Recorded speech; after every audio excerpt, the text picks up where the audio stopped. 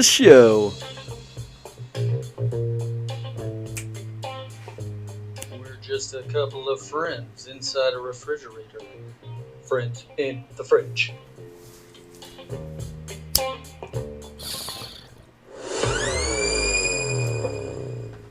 Fridge Friends Podcast.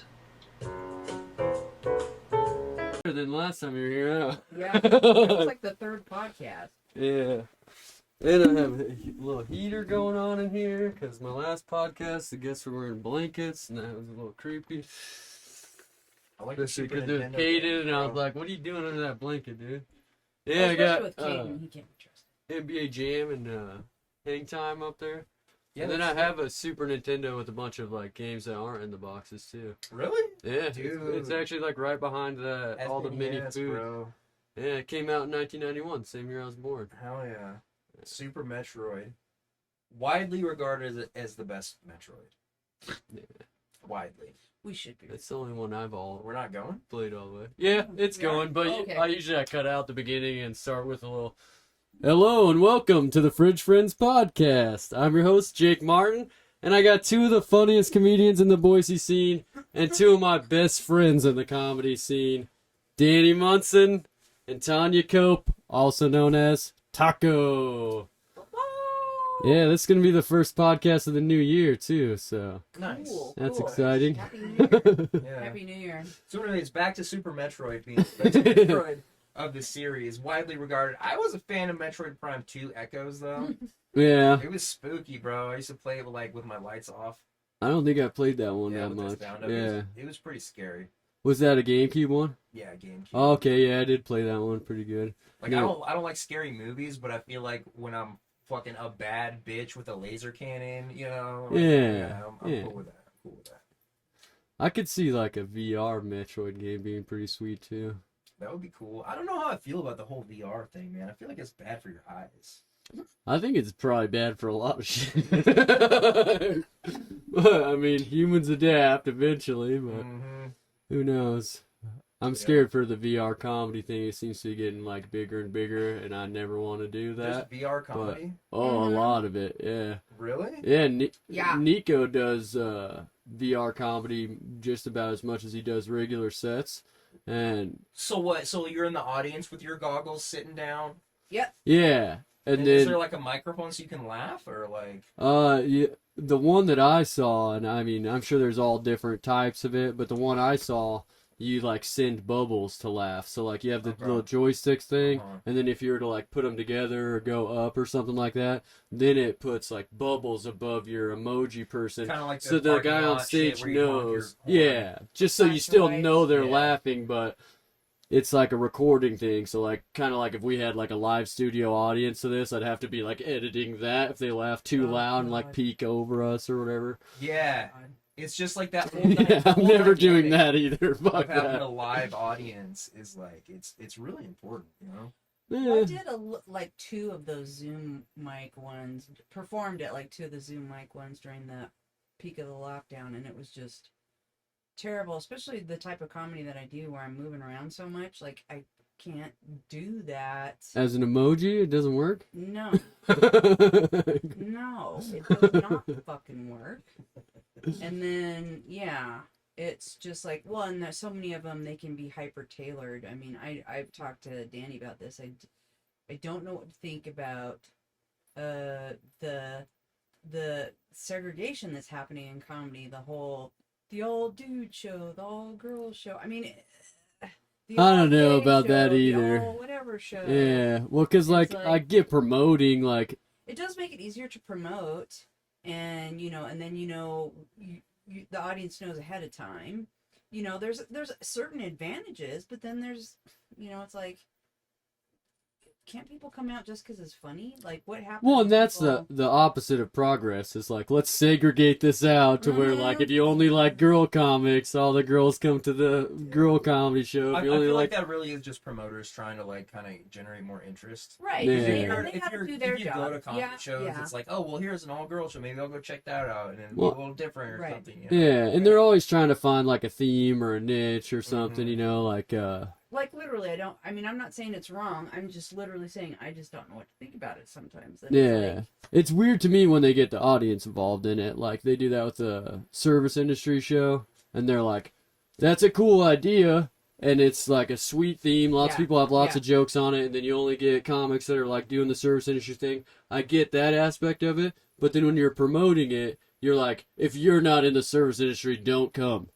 It's like, what? You don't think that people go to restaurants or go to places where they're served and still understand the other side of it? No, or maybe really they don't. worked there before and then now they don't. You've You know? served people. You know that. They Yeah, that's what I do right they now. Really don't. Yeah. They really don't. They're like, oh, I was being a dick. Oh my Yeah, god. I think some people do it on purpose though, and then just pretend to like. Dude, the other thing is like, man, servers, they are very specific about how you're supposed to fucking act. You know what I'm saying? If you don't stack up your dishes at the end of the fucking night, it's like you're an asshole. Or if you don't fucking tip a specific amount, which... That's like the perfect customer. I feel like anyway. Yeah. You know, it's like the perfect customer will do that, but like if you don't do that, I'm not like, oh, you're a dirtbag. It's like he just paid me to do that for him. I should probably do it. You know, but if you're like the person who's like, half of my food is underneath the table when I leave, I'm like, okay, you're a fucking dirtbag. Like, now I gotta be on my hands and knees getting all this shit. Yeah. Yeah, I had somebody, it's like big gift card season because right after Christmas. And I had somebody who had like a $40 gift card, and so they were trying to use like all of the gift card money, which is kind of a lot for one person at Red Robin. You know, like I'm gonna get $40 worth of stuff, and then they overshot a little bit, so it was like 41 and some change, you know. But then they didn't pay that. They didn't have any extra money. I'm sure they did, but they didn't pay it. You can pay on the the kiosk things that sit on your table, The what? and then it's called a kiosk. Yeah, Oh, it's like God. it's fucking whatever.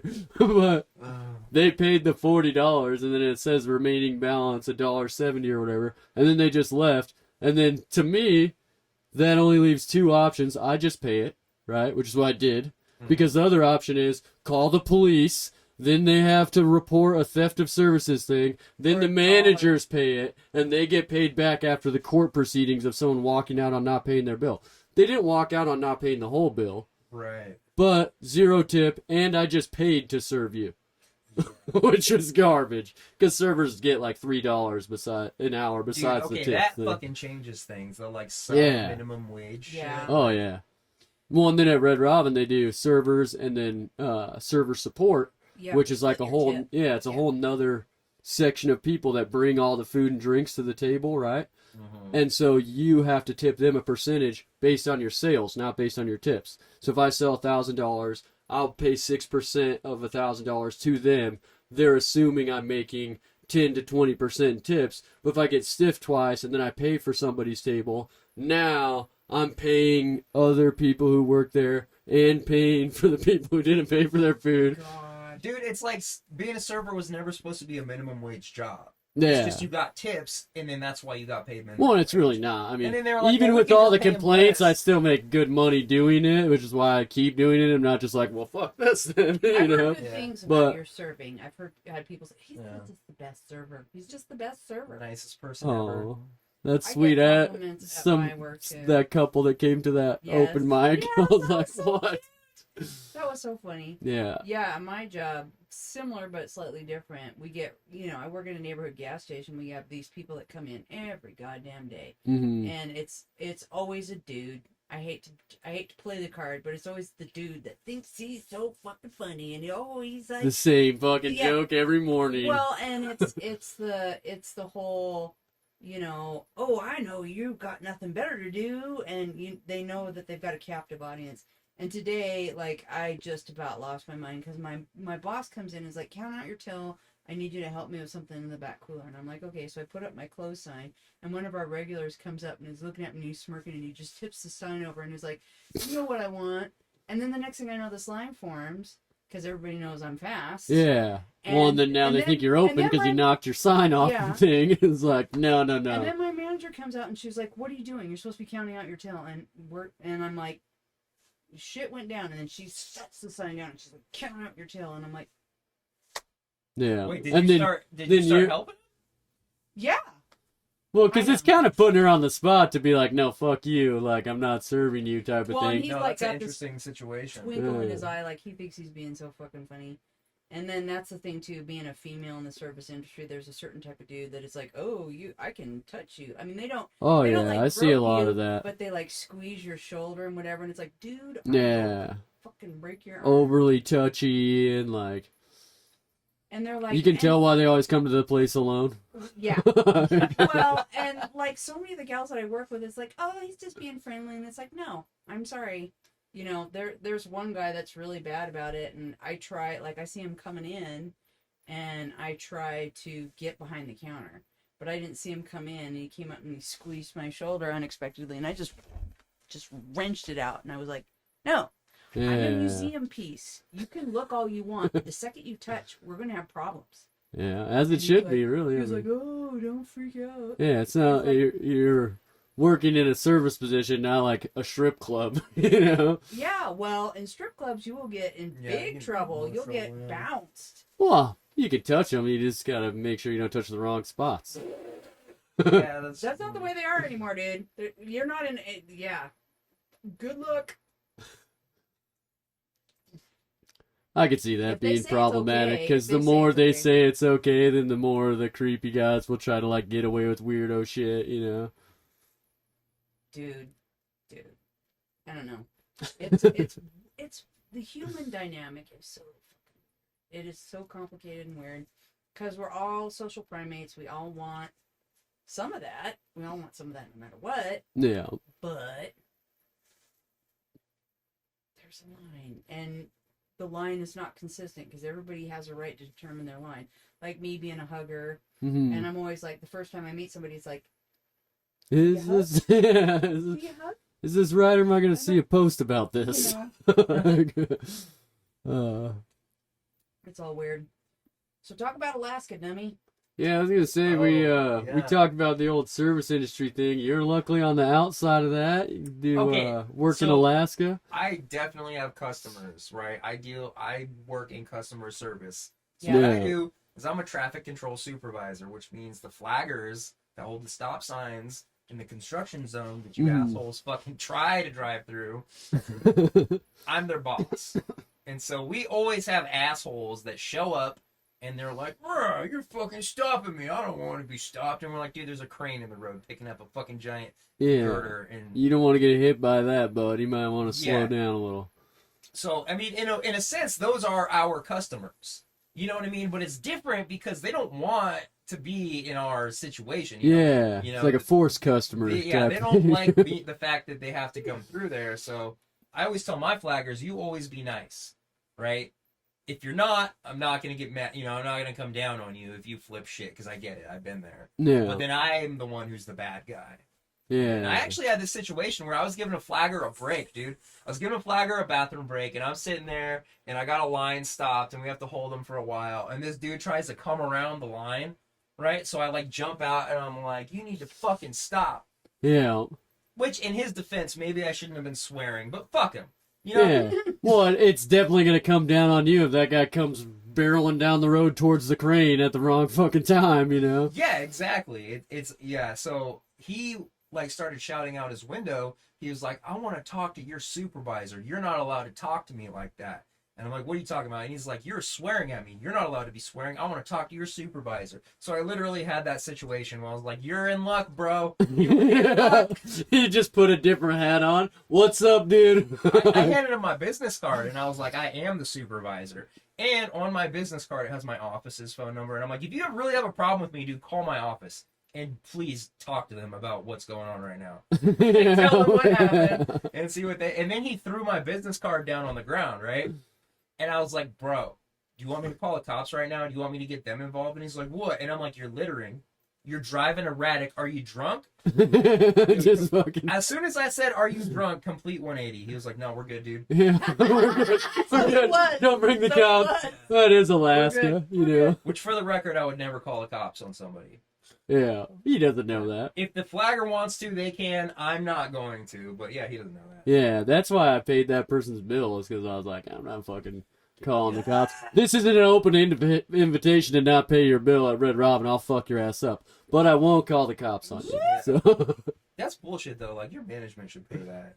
they will if you do the Like- cop thing, because then they have some way to get the money back eventually. Right. Yeah. So let's talk about the sitch. Let's talk about Oh. family business. Joke thieves. Mm-hmm. Oh, Apparently okay. there's some of them that been going around. Me and Tanya are hot. about Yeah. it.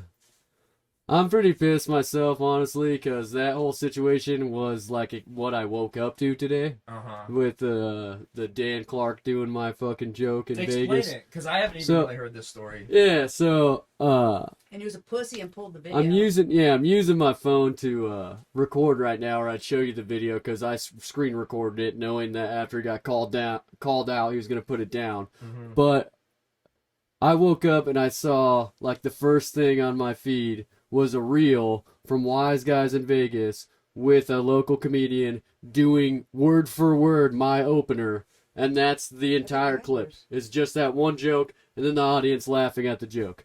And so I'm like, what the fuck? I comment on it. I'm like, weird. Seems like a joke I've heard and told many times before. And it was And then word for word. Word for word, yeah. And then, well, I think maybe the last word of the joke, I usually say guys now, as opposed to him saying people. That could have been a difference, you know.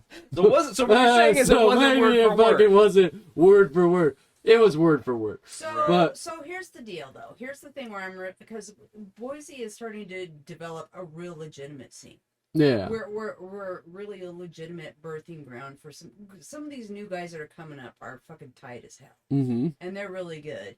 And like as a comedian, there are two sins That's it? in the Cardinal two sins. cardinal Yeah. sins in the scene. Two big Wait, ones. do- Wait, what's the difference between a sin and a cardinal sin? Okay. It's like you go How to about baby. you Sidetrack blow real me? quick? It's like if you go to Cardinal- baby hell or you go to like the real hell where you're Oh. getting. There's a sin where Right. you can Full, get me like, oil. forgiven. Beer. There's a sin. Yeah. No, there's a sin where you can go like, can I be forgiven? And they're like, yes, you're forgiven. Like here. running the light kind of shit. Versus Yeah. killing a baby with your car, like Yeah. running over a baby on the Fitzgerald Highway. Do you have experience with that? Like that really came from like somewhere. No, because when I got really passionate. Okay. We're in public. It's like, that's not how I kill my babies. Okay. Can I get back to the subject, Danny? You always fucking derail. He's shit. fucking good at it, Fucking too. more. We were just Why good did at this derailing and he works traffic control. I don't work train traffic control, okay? Thank God. Actually, technically, it's part of it. Okay. It's part of it. Anyways, but you don't heckle other comedians and you don't steal their jokes. Mhm. And he's done both. And there's been some shit that's gotten put up with other situations, but the joke thieving thing is a full stop. Yeah. Full fucking stop. Well, Yeah, that's why I called him out on it the way I did, where I was like, all right, I'm going to comment on this video. I'm going to put a link of me doing that same joke a year ago on this video so that any random person who may have seen the video could also see where That he you're got not that just a joke shit from, and then talker. I'm not just like, oh, I made that up. It's Which like, is another reason why you should always record your fucking sets. absolutely, I always yeah. tell people, record everything, man. Record everything. Yeah, and then I threw it in the group chat, which you guys saw, you know, like, And then hey, it went fucking check this out, and then all the comedians kind of fucking went crazy, piling on it. Then he finally messaged me back after that, and was like apologetic, said, oh, I did it by accident, or, you know, maybe I heard you tell that joke before, but I don't know, he kind of stepped around it quite a bit. But in the end, I basically had said, this is like your one and only learning experience from this, because everyone's on guard from you stealing their jokes now, and if there was any respect for you, you've lost that. All So of it's going to take a All of long it. time of real original shit to gain back any type of respect. I mean, I'm done. I'm personally, I don't like, dude. I don't got time for that. I don't. Yeah. I'll just be like, no, he's branded, because people like that.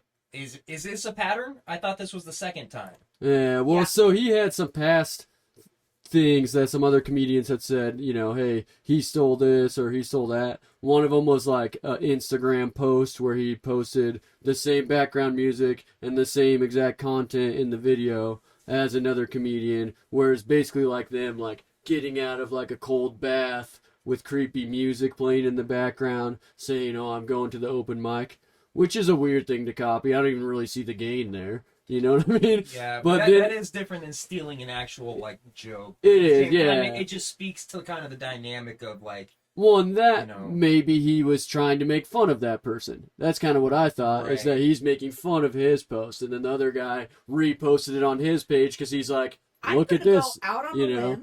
I'm going to go out on a limb and say exactly what I think. Daniel Clark, you're a piece of shit that has no creativity if you're stealing people's shit. Fucking learn how to write a goddamn joke on your own or fucking bounce. Yeah. What you have done is the equivalent of kidnapping children. This is our art that we birthed ourselves, and if you want to talk to me about it face to face, you can come to me any motherfucking time. Well, and I understand why, like, it's such an upsetting thing for comedians, because we work Danny's really fucking hard on writing jokes and then working them out on stage. And it, like, not only did I write that joke a long time ago, but it took me a long time to get it to where this is one line that I can use at the beginning of a set, not just in Boise, but anywhere, and get my first laugh within this, like, small amount of time. Do the opener. You know how many fucking openers I tried huge, before man. I was like, this one's gold. Well, apparently other people thought it was gold too. But it's super fucked up to do that to somebody because all the time you put into it. And then also there's like a weird backlash whenever you do that to somebody. Like, everyone saw what happened with the Carlos Mencia, Joe Rogan thing. Rogan got banned from the Comedy Store for calling that guy joke thief. Then, full circle, he was right the whole fucking time. Everyone apologized and everything. But that fucked with his career for quite a while. I mean, he's not hurting now. But that same backlash is way worse when you're at a lower level like we are. Because say I was going to Vegas this weekend and I wanted to do a set at Wise Guys, I'm not doing that joke. I'm going to wait. Or say you didn't know. Say you didn't see that and you did it, and everybody's like, now you're the joke. Yeah, and then they're like, what, everyone from Idaho tells this joke? And I'm like, I guess. You know, Well, it just puts me in a bad spot. You like, know? if you're a civilian listening right now and I seem like a fucking psycho, one, I am. But two, like, He's just nodding. Danny just nods. Yeah. We'll get into like what kind of psycho I am because I face down a bear. Oh, we got to hear that one. So, but two, like, when you watch like a 1 hour comedy special, let me tell you, I guarantee you, every 1 minute you watch is a minimum of 2 hours of work. Yeah, I can see that. Minimum of two. So you're looking at hundreds of hours that this person, and when we're not on the stage making the ha-has, we're listening to our sets and we are torturing ourselves over single goddamn words. Dude, a 3-minute set takes, I mean, when between the time you leave your house, get to the show, sign up, you get your 3 minutes, you stay for the show because you're not a fucking asshole, go home. That's like 3, 4, 5 hours to get 3 minutes. Yeah. And then you're listening to that's it and... provided you already have that 3 minutes of material. That's just to practice it. That's you know what I mean? Let alone how many whole page of writing shit you got that little nugget out of there that you're like, people will laugh at this. This isn't just a bunch of shit I thought was funny when I was high, you know? Well, and that's the thing too. Like, I mean, Nate had pointed it out before that I seem very conversational, and I'm pretty good. Like, that's like my best skill. Is like, it seems like shit that I just thought out. And that's so hard to do, though. And there's a lot of people that really do think that I always riff, and then they see me a few times and they go, "Oh no, she doesn't. She's always, you know, it might not be the same joke twice because I'm always fucking working on it. I'm always fucking working on it." Well, that working it out to where it doesn't sound like a line that you wrote. Right. That's a crazy skill to do, and it's really hard. It takes a lot of times of doing it. There's you know? a degree of acting involved in what we do. To just flow and just be in the moment. And practice it enough that the last word pulls out the next word effortlessly. Like, yeah, that's a lot of goddamn work. And for having somebody, I mean, my shit is so off the rails, I don't have to worry too much about people stealing my shit. But your my jokes stuff are is highly really stealable. stealable. And like this came out right after he'd been on the 2 Minute Tuesday with us, and Danny did a bunch of very stealable one-liners. Yeah. Right. Because one-liners are really easy to do that shit too, because it doesn't necessarily, like, especially that joke that we're talking about, it just had to do with, like, the entire state of Idaho. So, like, anyone that has any relationship to Idaho could relate that to their shit and then throw it in there like and work it out. Well, that's the one thing we were talking about on the sidewalk, that it's like premises. Where were you at? On the sidewalk. Oh. I should have brought my vitamin supplements so I could throw calcium at you, because I'm going to break your fucking bones. How's my hair look? Well, I thought calcium helps your hair is a bones. mess. Fix it. You didn't use enough I product. think it looks great. Thank you, Jake. Yeah. It gets kind of floppy. Well, you two started, like, a comedy coalition together, We're trying. right? We're trying. Forces of Nature coalition comedy, is a or is polite it Nature Well- Force? I heard both. Who the fuck said nature force, Let's dude? set the record straight. You're right, that was me. Yeah. It's forces of nature. Forces of Nature. Yeah. All right. I'm losing my will to live. And that's I have a lot of will to live that's to begin both with. of you. You got some Right. back. Where'd you get that from? Well, we're the idea is that we're going to add more people, but we have some duets that we're going to work on too. We're still trying to figure out like ourselves, you know. Yeah. Yeah. And Which we is have a constant process, trying to figure out who the fuck you are as a person. But Yeah, for sure. for real. me and Tanya have known each other for what, like 2 years, 2.5 years, Technically 3, but we weren't like really. and we became quickly best friends. Yeah, I was gonna Yeah. say you guys seem like best friends. You're Yeah. super close. Like, Yeah. We roll well together because although we're different types of psychos, Mhm. we're both. Yeah. Yeah. Tanya's more of a skedaddler, and I'm more of a runner. okay. So here we go. Here we go. I'll let you start it. No, Okay. I'll let you start it. So we're in Ketchikan, Alaska, which is known for gigantic black bears. Which black bears aren't that big, Yeah. but they do have fucking big ones there. Well, 'cause there's no and they're the grizzlies. most popular bear to attack humans because they're not really Yeah. out in the Yeah. woods bears. They're more Yeah, like, in if town. you They're move garbage here, bears. we'll come through your trash. We'll go Yeah. into your porch, your garage. They're not scared of people at all. No. So we're walking home from. And we had made lots of jokes about, because you've got this Airbnb that's up the fucking hill. Like you go through the curbs and then up into the hill into this place that's like area that's like very wooded. Yeah, it's like Sounds I would beautiful. definitely bring a gun, It was except beautiful. we're drinking. We were Yeah. drinking Yeah. a lot. That's still illegal. We were Yeah. drinking. That's like the one gun law Alaska has is you can't drink and have a gun. We were Yeah. drinking a lot. It's probably a good idea. There's enough gun accidents without whiskey involved. You know what I Well, mean? most of those have, you know. That's So true. That's true. We, That's why we we're- walk into town. We have no guns, and we forgot the bear mace too. Did we have bear mace? Yeah, you had bear mace in your truck. You had 3 or 4 cans. Yeah, Yeah. yeah. And we had joked, it's like, oh, we forgot the bear mace. Oh, fuck it, we'll be fine. Mm-hmm. And we're heading up. What was that street? I I don't remember either. The one that Walked goes up- past the other street. Past the skate. Yeah, there's like 2 park. streets. Yeah. Yeah. Like one of the 4 streets in Ketchikan. Yeah, so we're walking up, and I'm like, like a butterfly, you know, and then Tanya. Spots the biggest fucking. And okay. To put this in context, my first job was running a trap line. I've spent fuck tons of time in the woods. I've seen so many bears. Yeah. So many bears. This was the biggest goddamn black It was bear fucking huge. I have ever seen in my life. It was enormous. And I was like, oh, Danny, look, a bear. And I turn, And I'm fucking. and he's gone. As soon as that R came out of the bear, he was fucking out of Yeah, there. she dropped the hard R and that bound. Yeah. Like, I take you to Alaska all of a sudden. And I'm just like, It was a swift walk. I wasn't running. You were but fucking sprinting. I was like, like, half a block away you by the time she wanna- turned around. You wanna fucking beat Usain Bolt, for fuck's sake. I didn't know you could move that fast. I did not know you could move that So fast. did you at least hightail it after him at that point, or was I this just the made sure skedaddling part? Well, I'm like, Jesus, because that's like rule number 1 of bears. Because this is the same thing, too. Like, I'm getting ready to head up to Alaska for the first time. Hmm. And I've got Tilly, and Man, I'm embarrassed. Nate? No. Girl with toasted marshmallow.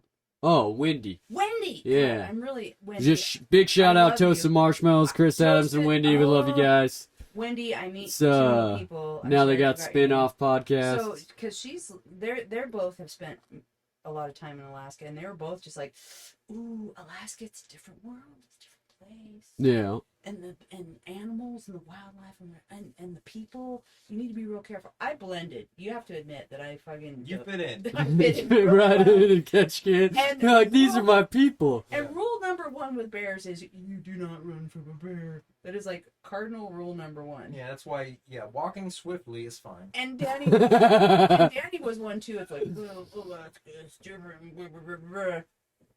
Yeah. I don't say it like Wait. that. You're supposed to turn and yell at them, right? It depends Well- what they do. You're supposed to read what they're doing. Oh, okay. Okay, and I'll let you jump in because I know what you're gonna say. Because I watched bears lots in my life, and I see this bear because the creek, the way this is, the creek runs right by the road, and it was salmon season, beginning of salmon season, and the berries were in full blush. So the And bear's so, hungry. So this bear, Great. like, he's just like, and this bear was close. This bear was like from here to the road, Oh, damn. close.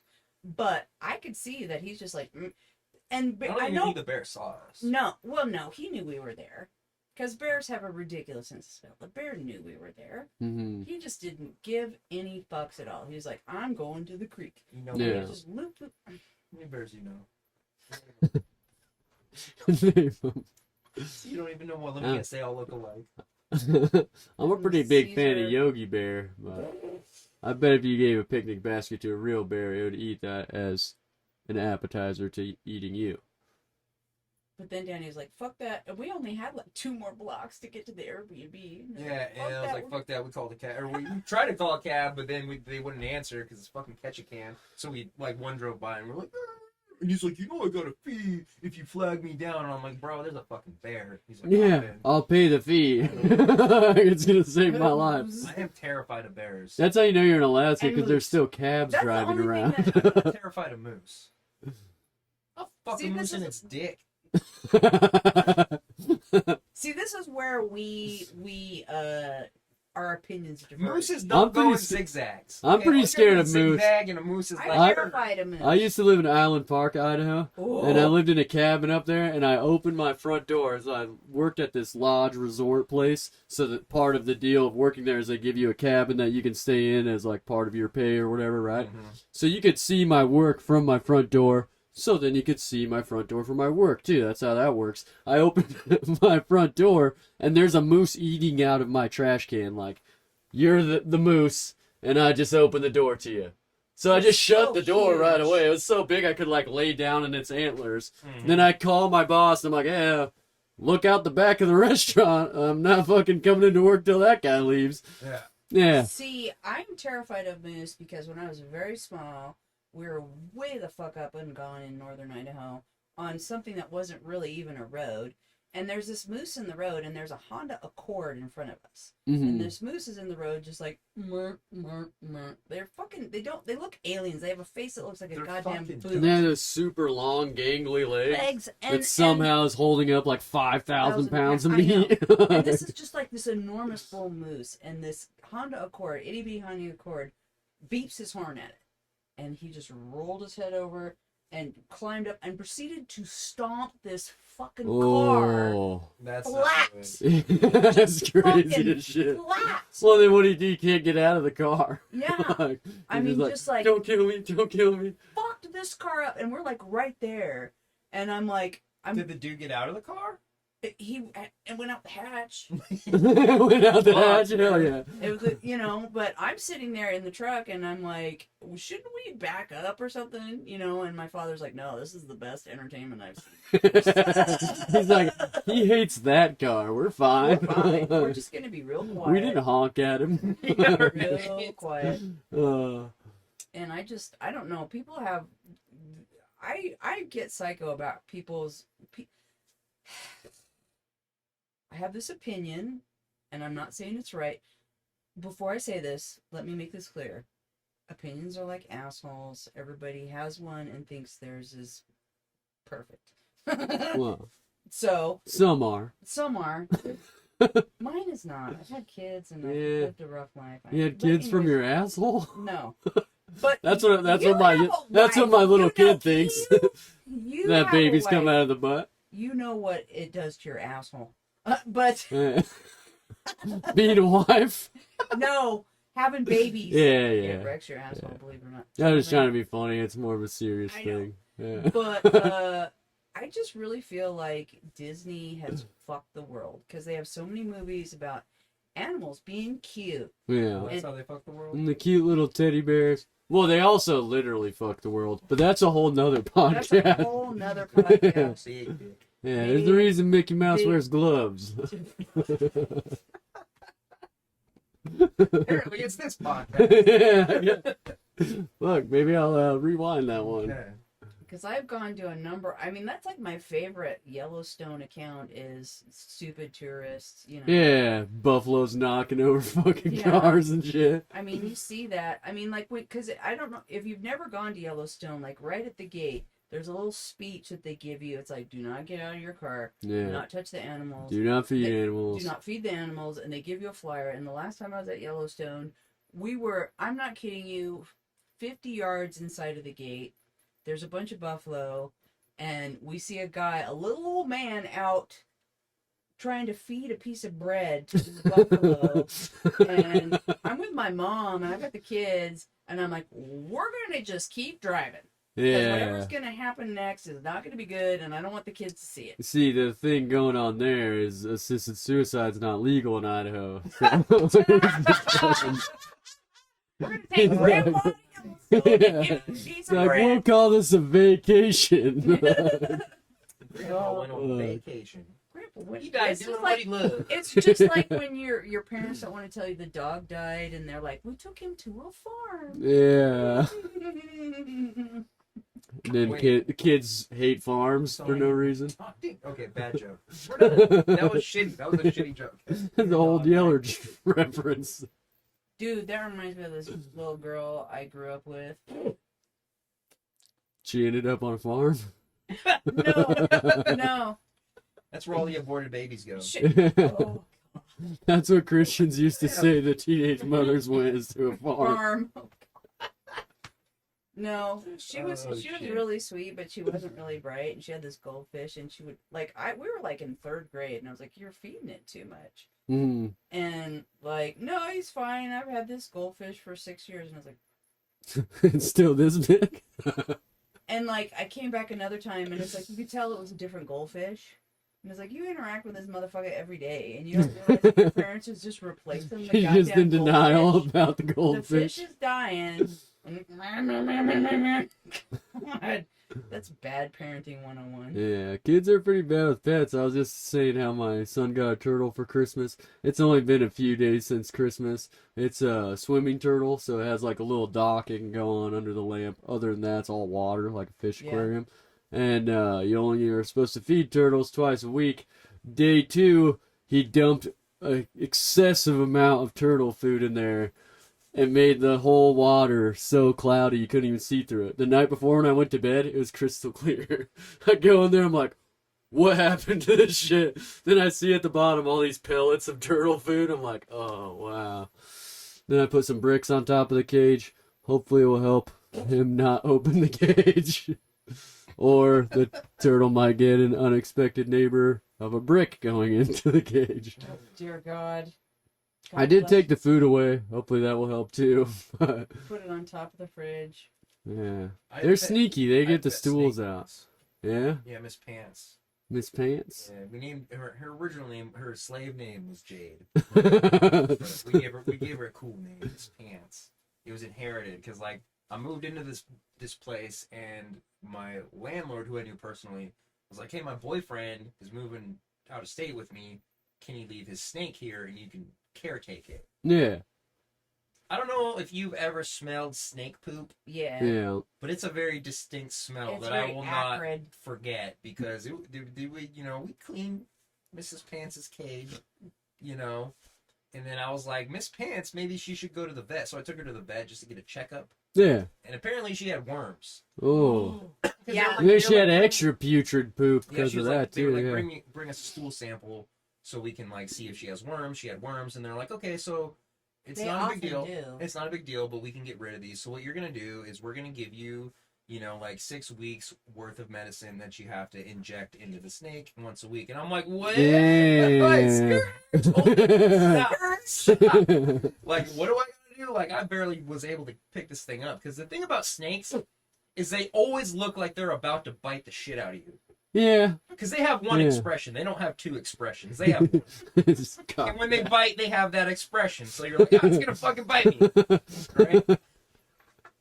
And so I'm like, fuck that. And they're like, or you could bring it to us and we could do it for you. And I'm like, yes. Yeah. Fucking sign me The up snake for that can shit. also hate you guys after doing this instead of hate me. Me and Miss Pants developed a good relationship though because she was a ball python, which are pretty Yeah. They're pretty chill if you docile. keep them fed. Mm. And you can get them to like hang out as like a bracelet or a necklace. Yeah, they'll just chill with I you. would like take her to parties and freak people out and stuff, but they Oh, just yeah. chill.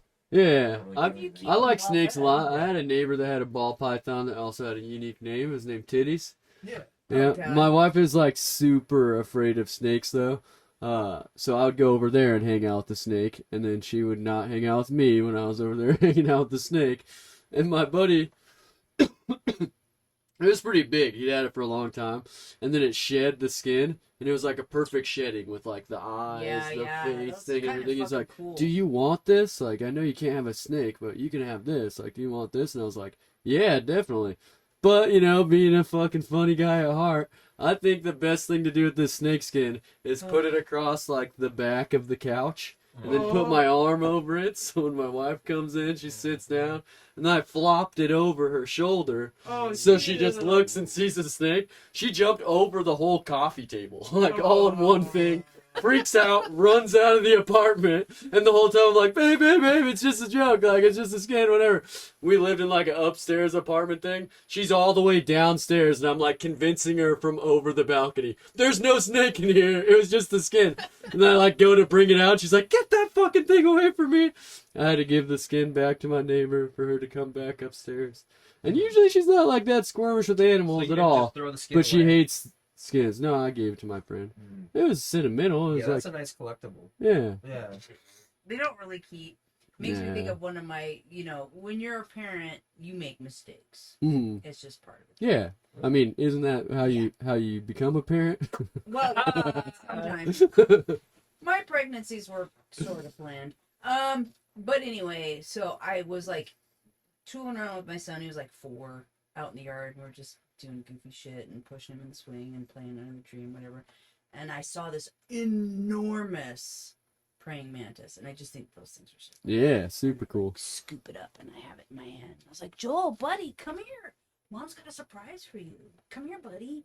And he was much closer than I thought when I went, ah, and he was like, ah, ran away. He's like, no, Mom. And he still is not a big fan. Praying mantises will try to get you There's- too. They'll yeah, like get you with the yeah. little things, and it Like- doesn't like penetrate your skin because they're not as tough as they think they are. But they'll try to do it. They'll be like, and you're like, oh yeah, you're tough, bud. Like, yeah. Because they are. Have you not seen those videos where they eat fucking hummingbirds? They're classic. Yeah, they're pretty crazy. They classic. saw heads off and stuff. Yeah, Have you ever seen orchid mantises?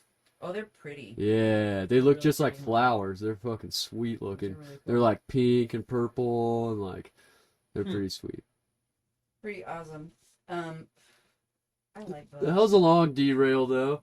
I want to hear Where we going with some more about the forces of nature. Forces of nature. Yeah. Well, we have.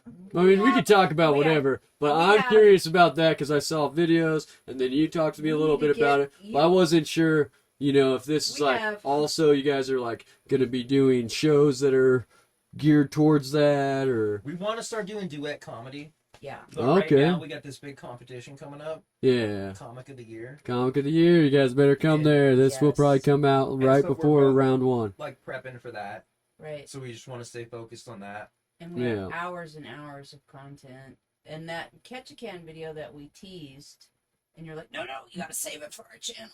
Well, here's the thing: is like I feel like if you put something up on like Instagram as like a reel or something. It's Yeah. gonna have some life to it, but then it's Yeah. gonna fade into like non-existence. It definitely Whereas does. if we like, my idea was like we need to do a YouTube channel, And we and have then we it. can just have We it don't up have on anything. YouTube. That way, people who come to any of our videos down the line, they can go back. I feel like it has more YouTube's life. way better for that too. Yeah, Yeah, yeah. the longevity thing, because Yeah. people will come back and watch your first video if they found you at whatever point along the road. Then Right. they'll be like, "Oh, let's see more of this guy." You know, like I'm Right. sure you did with any of your favorite podcasts or Yeah, like favorite exactly. channels. So that's a smart way to look at it for sure. We definitely need to get Redneck Detective. Oh yeah. That one's good on YouTube. But there's one particular video that actually is pretty fantastic that we teased on Instagram, and then Danny was like, no, we're not going to put it on Instagram. We're going to put it on the YouTube channel. But we have to edit so many. I'm really good at Yeah. getting footage. I'm not so He good is. at like, putting it out. Yeah. He has tons Well, of footage. It's where just he was like had any the art. glasses You on. never think it's finished or ready, and you have to do this to it or that, and you want everything to be just right. And then if you don't ever come to that point where you're like, this is perfect, then you just keep it forever. Mm-hmm. See, and that's why we're a good pairing, too, because I'm all about fucking just go. Like, Yeah. I'm always, well, I can't say pressuring Danny does not work. It's a delicate art. You cannot. You have to like. Have you heard of reverse gaslighting? I have not. It's a lot like that, except it's like reverse peer pressure. Oh, is reverse gaslighting where you just tell someone they're always right and everything's perfect? I And... think it's actually called like a compliment. Oh, okay. I just like Compliment. very gently, because like all of those live streams that we did were really fucking popular. Those were good They too. were really good, but every fucking one was like an hour of. We really should, I've got the phone set up. It'll Yeah. just take a minute. It's just Basically, Tanya being a badass and me being a little bitch. Well, I was gonna start live streaming this show, right? And I know from Wendy and Chris, Toasted Marshmallows, that when you live stream, problems. there could be problems, and Somebody's very titty few could pop people. out. Yeah, that's true. Yeah. Check out Toasted best Marshmallows with Taco for. Or when they're No, it's gone now, I think, because the live stream didn't get resaved like that. Well, Maybe did they no, edit that yeah, out? Oh, Okay, that's right. no. You pull your titty out. Yeah, she did. I thought we were talking I about was on that episode. Yeah. No, That's right. no, I was like, because they were like, and then the live stream got pulled, but then it got put. They said it was. I don't know what finagling they did, but it went back on. But I told people, I was like, quick before it gets pulled again. It was like 1 hour and 47 minutes. It's like, you see my titty. Yeah. Fast forward to the titty. You know? But so like I learned from them is that there's issues like that. There's issues where like if your internet connection fucks up or someone steps on the cord wrong or something, then it shuts down the live stream. Well, then you're no longer broadcasting to your audience, but you can live stream and record at the same time. Yeah. And so like Right.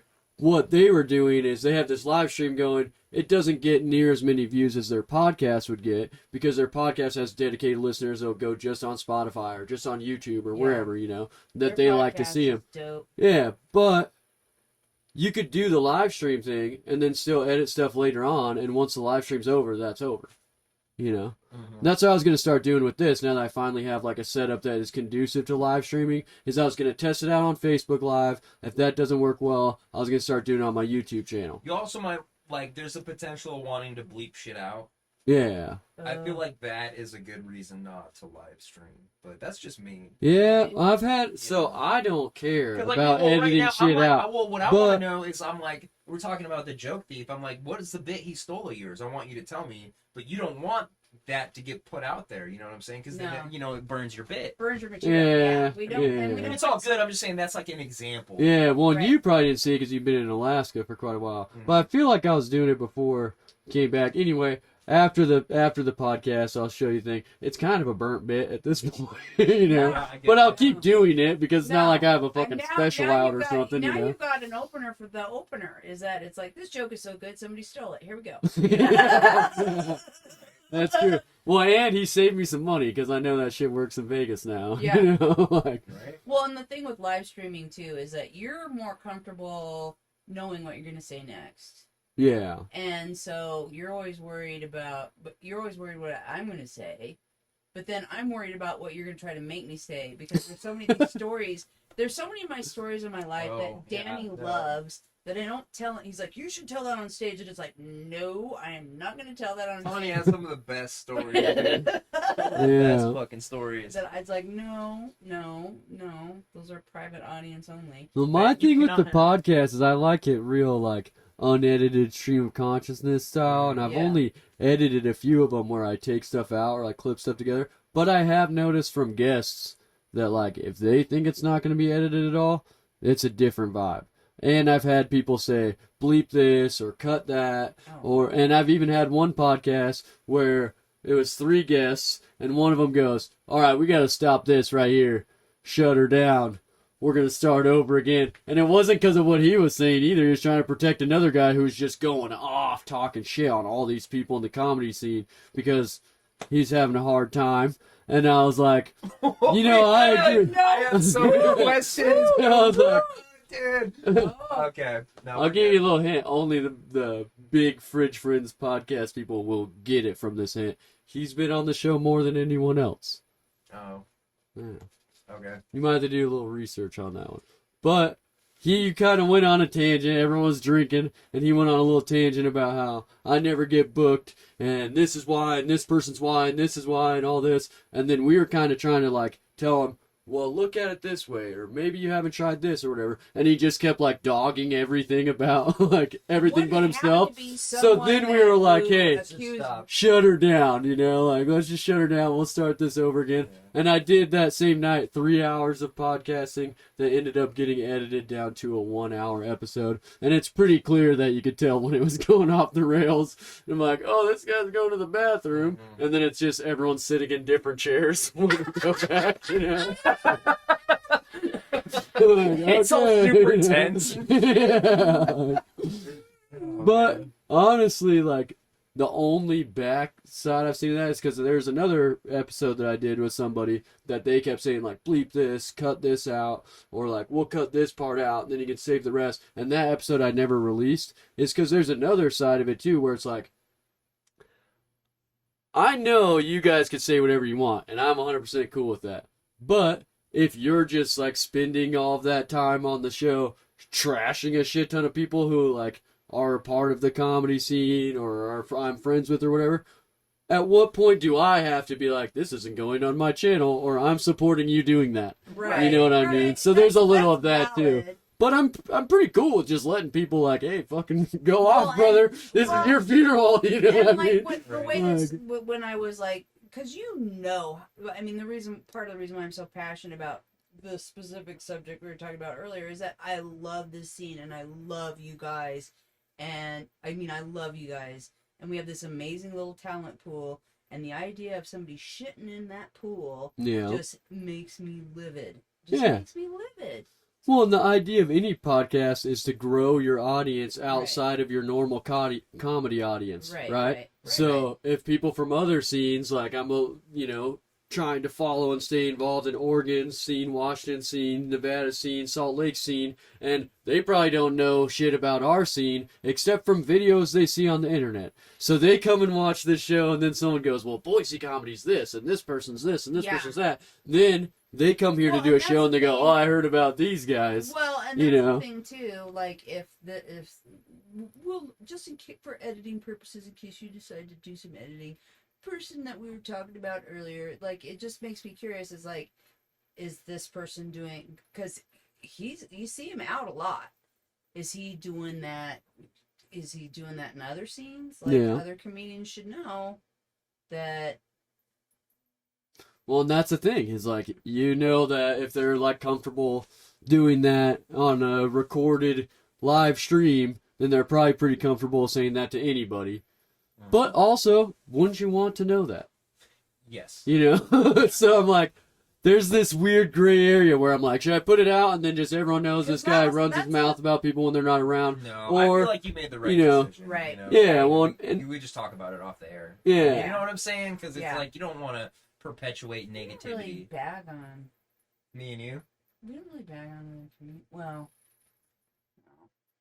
everyone has their opinions and stuff, Right. but when you're clearly like on a thing, Where like that everybody seems to is- be your aim, or you're blamed for why you're not doing well in comedy, it's like, come on, dude. I mean, Funny jokes are funny jokes. It doesn't matter who likes you. When I started out in the Boise comedy scene, I'm pretty sure a lot of people didn't like me. And then over time of doing good jokes, they're like, okay, this guy keeps Well, coming. and He's that- working it. yeah, He's writing new shit. Right. I'll at least give him the benefit of the doubt or the respect that he's making the crowd laugh. You know what I mean? Well, So that's the then thing, eventually people, even if you're not good at social interactions or making friends with people, eventually people will just like kind of gain respect from Yeah. you keep coming back and you keep doing shit. And exactly. you know. Rule number one, be funny. Rule number two, keep going up.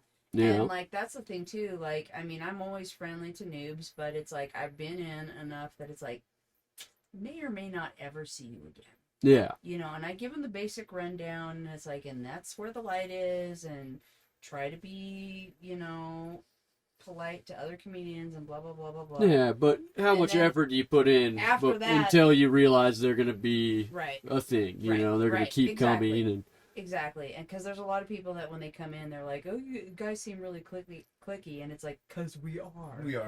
yeah. We hang out with each other often 4 or 5 times a week."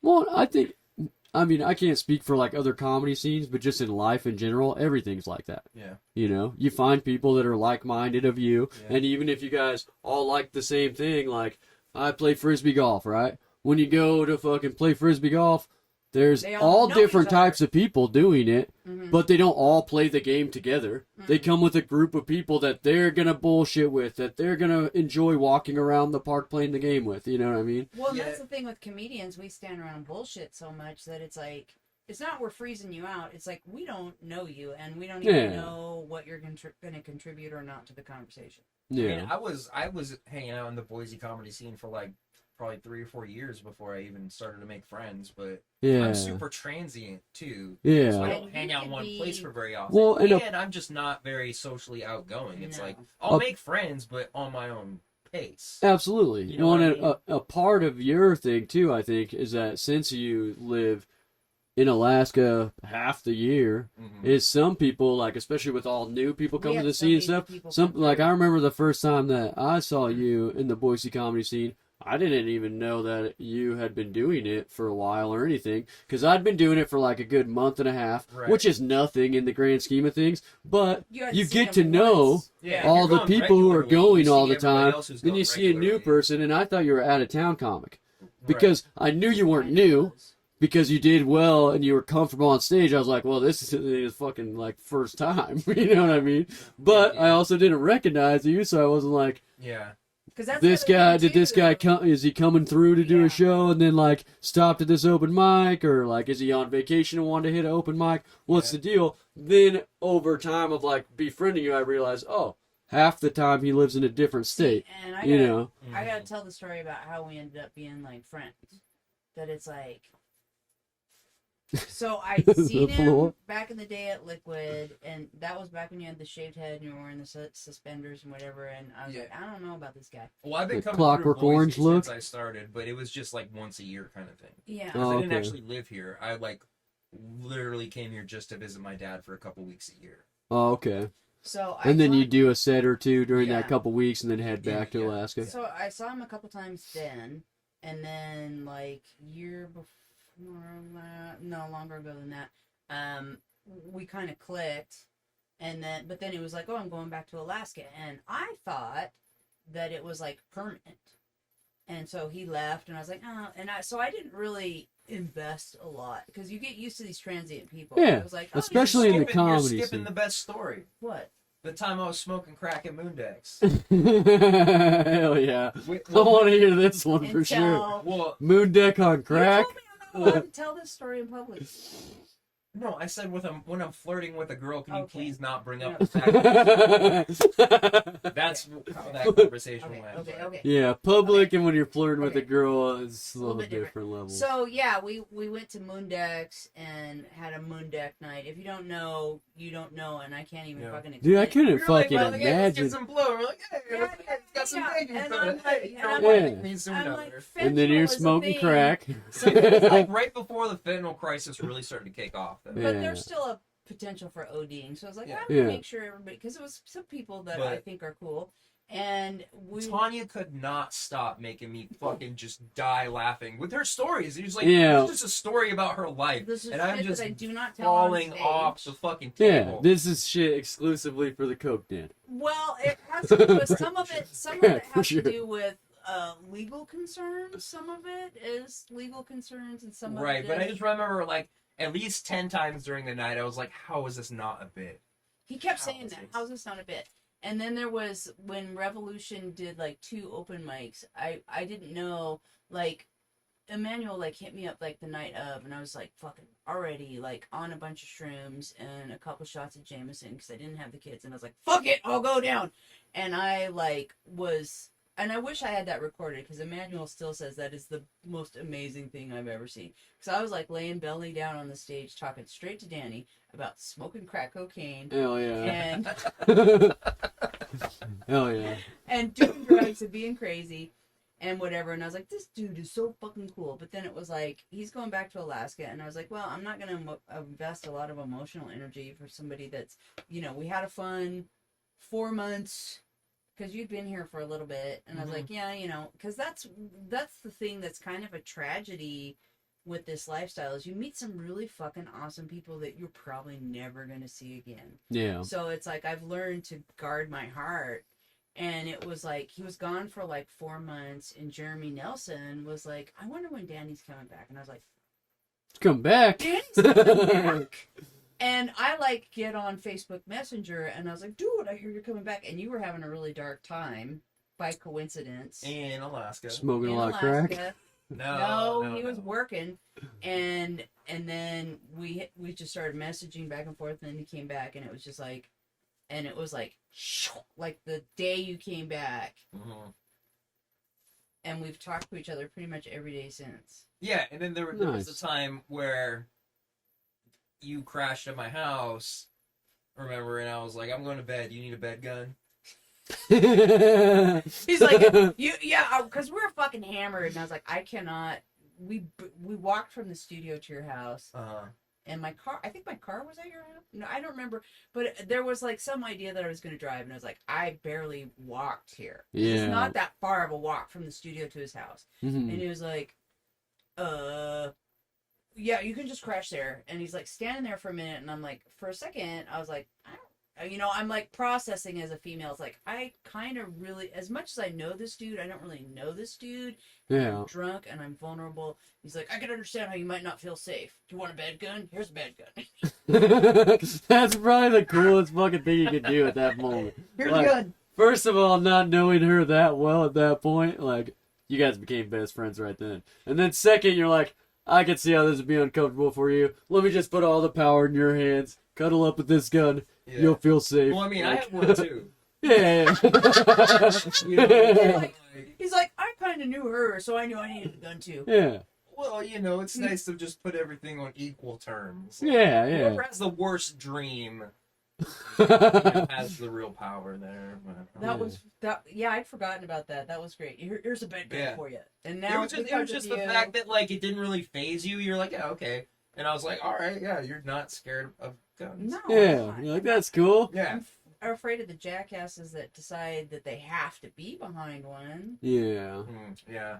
There's that certain type of guy that's like, I have to have a gun. That it's like, I am concerned. Oh, yeah. You ever Yeah. watch that show Alone? Yeah. More people about it. quit that show because they realize once they get out there with the bears and shit that the only reason they were confident in the woods is because they had a gun than any other reason I've seen. More than people saying like, I miss my Dude, that was, family, like, the very I'm hungry. They're always like, I've never been in this position where I didn't have a gun. Yeah. They leave. I'm like, oh, weird. They skedaddle. Yeah. They Which is skedaddle. different than running. They skedaddle. Yeah. Yeah, no, I've watched that show, and my mom is always like, she's like, you know, you should, if you ever got really desperate for money, you should just hear me out. You could probably win it, and then you would get a lot of like, you know, exposure. Yeah, I thought about doing it. I would love to You do would that probably show. do well at that show. I think you could do good at it because you're really like Okay. strong-willed person, you know. Yeah, it's about the will, but there's the whole thing of like you break down like the prize money has to get much bigger because It's $1 million. is it up to $1 million now? Yeah. It Well, used to- some episodes are 500,000, but that's like there's like special editions of it where they're like, you're in the Arctic instead of the very where they first normally one- put them. The very first one was only $50,000, and they went for like 30 days. Yeah, Like, that's that breaks wild. out to more. Fuck that. I like if you've never had to survive out in the woods, and I have. Yeah, and you ran It a is- trap line, like you'd be good at It it. costs more to me emotionally than $1,000 a day Yeah. to survive. Because Yeah. that is like people like. Can you put a price on it? Like $1 million. That's the fucking. $1 million. It's worth it for But sure. then they've had these ones that now, like, more recently, that have gone like 70 days. I mean, Mhm. that's Well, because fucking it's supposed to go a year, but no one can make it. So then it's last man standing, you know? Right. Which the record, I think, is like you were saying in the 75 70 days, days like, something range, like you know? that. Which doesn't sound like a long time. That's a long fucking time to have no food, nothing, you know? Like See, and people are like, So what I do they mean, give you when you go out there? 10 items. You get 10 items. But you can't bring a gun. No. It's from a list of stuff. Oh, So, like, you okay. could have a machete or an And a axe bow. or a bow. Or... So here's what I know about Fords, Danny, is that as someone who drives around in a bright purple little Mini Cooper, It's It like is- dark purple. I feel like it's more like That's the part he Yeah. pulls out of it's it. almost like It's so fucking funny. it's like dark blue. Dude. What you were Technically- saying about the Fords thing, dude, I used to have like different thoughts on it. take up my Whether or not like Ford is a good car or, you know, versus other cars, trucks, whatever. And I have a Ford outside that has 240,000 miles on it. And the only thing I've had to do besides like regular maintenance is replace the fuel pump in it. Which was probably my fault because right before the fuel pump went out, I was riding it like on empty. So Oh, it could have yeah. sucked up sand or something from the Yeah. bottom of the gas tank. It was a bitch to change that out, but 240,000 miles, like that's crazy. What year is it? 03? Yeah. Yeah. pretty solid. No, usually the maintenance you have to do, like the electronics always fuck up. That's what I notice about Fords. Like the Yeah, electronics some of that always has fuck up caused somehow. problems. Yeah. Also, like in that particular one, it has like an anti-theft device for the radio and all that, where if you unplug it from the battery, which you should unplug all your shit from the battery when you're going to do something like replace the fuel pump, then you have to take it back into the dealership to get it reset. That shit is Be- fucking annoying. Yeah, because they want to make that radio not work if it's ever disconnected. Right. But all the electronics in that car are tied to it, like the fucking, Mhm. it has like the backseat DVD player thing or They're whatever. just trying None too of that hard, shit man. works You know what? until I Just take be it to the police. dealership. And if I had money to be taken to the dealership, you think I would have dropped my own gas tank and fucking put a fuel pump in? So my Yeah. only opinion about Fords is driving around in my little foreign car. That's technically on the door. It says it's What bruised color is blue. it? Bruised blue, but it's purple. Bruise blue. That's a fucking. I will show it to you from the door. I believe you, bro. I'm Bruised just like, blue. It was what a limited. fucking white beater Yeah. showing up We're gonna Well, call this. Mini Coopers are Italian, My- right? no, they're fucking British. Oh, the They're guy fucking who British. painted it, Italian. They're foreign. And invariably, I'll be driving around in a big white Ford. We'll be just riding my bumper, driving a fucking foreign car. It's like, if we want to turn this into Yeah. a race, I'll smoke you. Because it goes to 160, and I've had it to 110, and it takes it. Yeah. Takes it. Well, takes a it. lot of foreign cars are speedy. Yeah. You know? But I think the whole, like, people being like, oh, driving a foreign car, gotta You support ain't us America. making cars or whatever, is like, well, all the government vehicles are all, like, American-made vehicles unless they impounded it from someone else. Like, all the police cars are Ford, or some of them are, like, the Chevy Camaros or the Dodge Chargers, but they're all American-made because they're trying to, like, prop up the economy by giving them contracts. We'll buy X amount of cars every year. There's enough of that you could also be like, it's cool to drive a Porsche. Like, you know.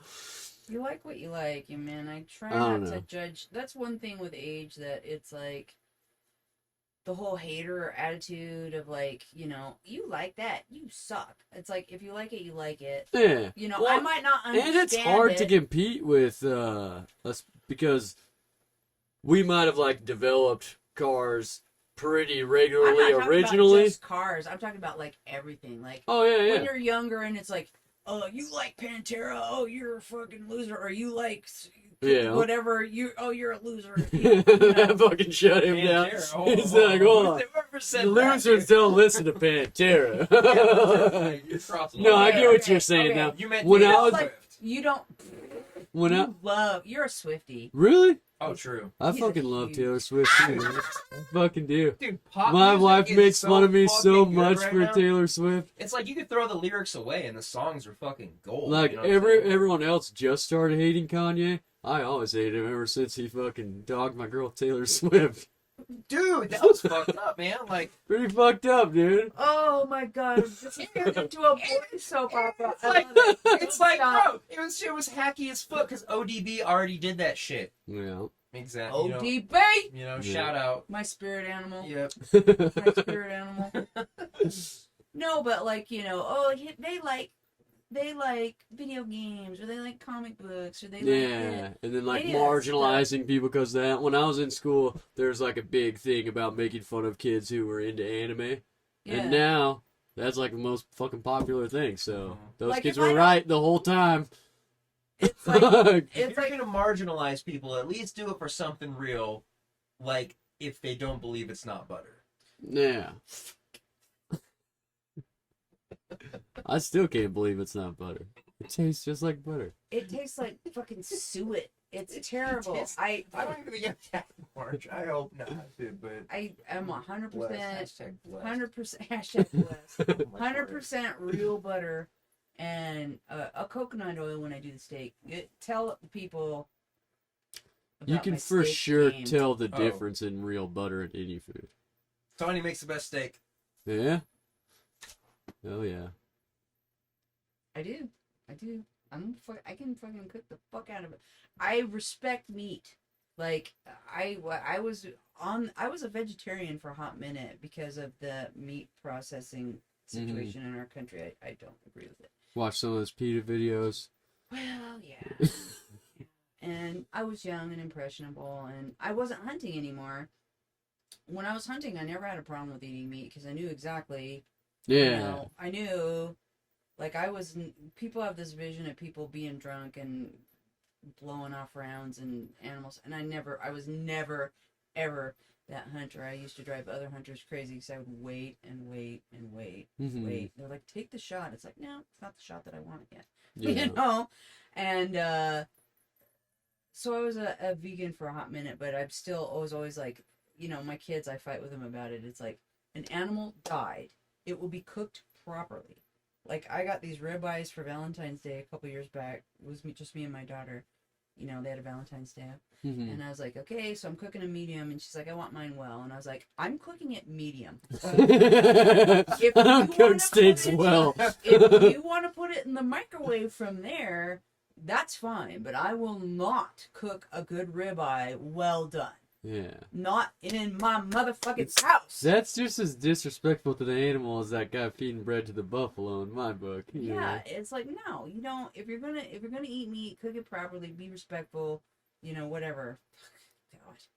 God. It took Tanya like 45 minutes to cook this steak. She kept pulling it out of the oven and like bringing it up and doing shit and then put it on the stove. And I'm like, what are you fucking doing? And I ate. I'm like, holy shit, this is the best steak I've ever had. Blackbird steak. I do that with turkey. Like I cook my turkey slow cooking it overnight at like the lowest temperature you can, and then I like wake Yeah. up every hour and baste it, and then the last few hours I put it in a bag of brine, so it's like never dries out or anything. And I every time I tell somebody that at like Thanksgiving, I'm like, oh, the turkey's been done since like 8 o'clock in the morning, so we could use the fucking oven for the rest of the shit. And they're always like, oh, that's gonna be so bad, blah blah blah. And then they try it and they're like, how did you keep this like so moist? I'm like, so I stayed up all night basting the fucking turkey like you were making fun of me for. I get it. I obsess about that shit too. I upset like, and meat does not get thrown away. It's like if you're not gonna eat it the next day, then it goes in the freezer. Yeah. And we will eat it later. Yeah. Well, that's a good thing about meat is like once you freeze it, it's good. Yeah. I can cook a mean Slim Jim. Yeah. You just And snap into pizza. that shit, bro. Pizza. I can't cook a good pizza. Dude, he is so pizza obsessed. I So love like, pizza, bro. That's I'm my getting shit. ready to go up to Ketchikan, and he's talked about all these other good restaurants. And then he's got all this really good salmon and all this other stuff. And every night he's like, let's go get pizza. I haven't gone to this pizza joint. Yeah. It's like leftover pizza, and I was like, let's go get pizza. Dude, my wife, the first like probably 10 days in a row so we were just friends for like a year, and then once we broke that friend barrier, she was like staying over at my house every night because I stayed at my own place at the time, and every night I would ask her, what do you want for dinner? I'll cook you anything you want, or like we can go get something or whatever, and she would always get a fucking DiGiorno pizza, like a fucking pizza, frozen pizza you put in the oven. Like 10 nights in a row, we tried every single kind they had. There's a lot of different kinds of them. And that's the only thing she wants. Until finally I was like, all right, I'm not going to ask you tonight what you want. Because I know it's just going to be this stupid shit. That's fine a couple days a week. Every fucking dinner. Although, Dinner's my favorite meal. I do have to call a shout out to Fat Stan's. That first night, the reindeer sausage pizza was pretty fucking great. That sounds good. They got good pizza. That was good. That was really good. And then that place we went with Nate, what was that place called? Oh, Annabelle's? No. With all the The seafood? pizza. When we had pizza with Nate on that lunch date. Oh, fucking. It wasn't Pizza Mill. It was like Gold Pan. Yeah, it was like Gold Gold Pan. Pan. There's pizza. multiple pizza places out in Ketchikan? Yeah. Yeah. Well, they get Yeah. a lot of tourist traffic. That's the Oh, weirdest thing okay. with Yeah, the Ketchikan. craziest fucking town I've ever been to, bro. It's like 12,000 people, but then when the cruise ships show up, and they show up like 8 at a time.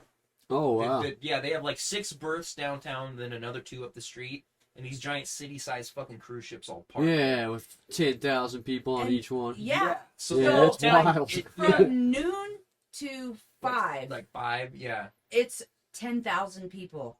Just in the little downtown area, Oh, wow. cruising around and shit. Like, you can barely make it through sidewalks. And when I'm, like, trying to pimp the show, that was like, Danny's like, well, while I'm working, you need to hand out handbills. Wait, how did it go? Do it again. That was the most accurate impression of me anybody's ever done. You do that. Let's go. You do that. I was He does lying, hand dude. gestures like Popeye the Sailor Man. Yeah, exactly. Well, he was like, you're up here to work. He got kind of fucking bossy and it was kind of cool. But That's like, that reverse gaslighting we were it was talking reverse, about. reverse Yeah. gaslighting.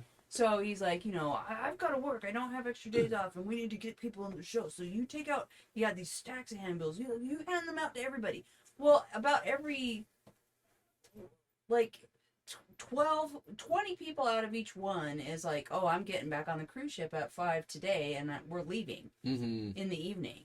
And it's like, this is not, like, so then I started Yeah, going this into ain't the helping at shops. all. I started wandering into the shops, and in spite of my best efforts, I still look like an out-of-towner. Mm-hmm. And it's like, no, this is for the locals, show Yeah. for the show. And go into the shops off the main drag and putting posters up in the windows and whatever. It sounds like a really good place to have a business, though.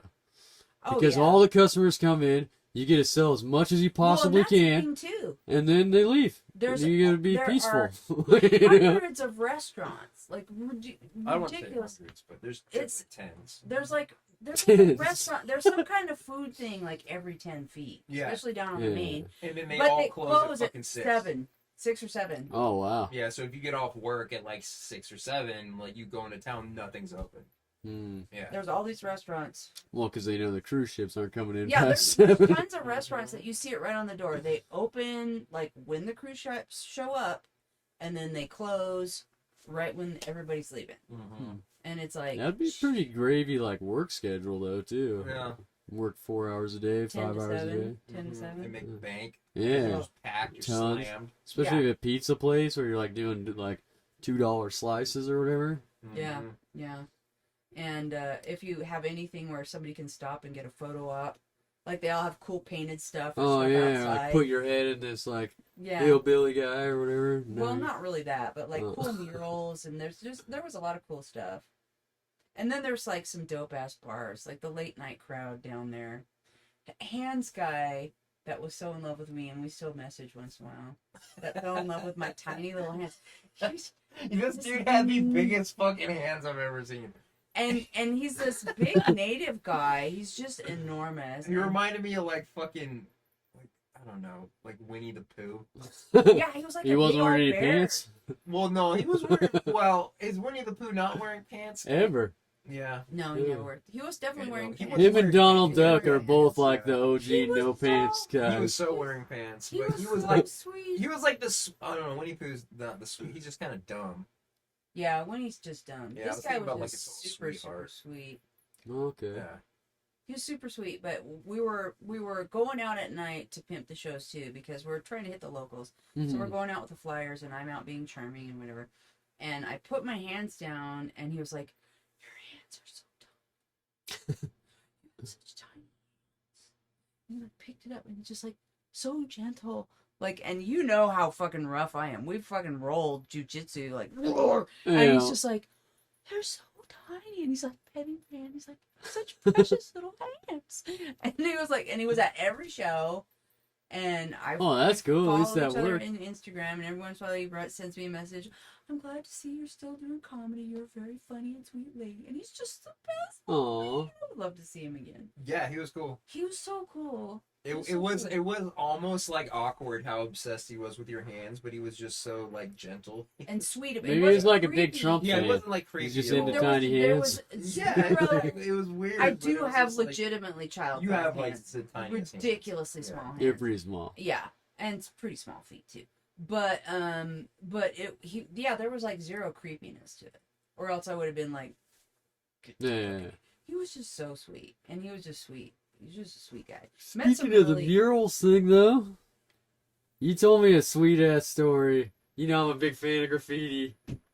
About So, doing a mural. Is There's too many. is stories. graffiti? What is graffiti? Is it what is it? Is it font?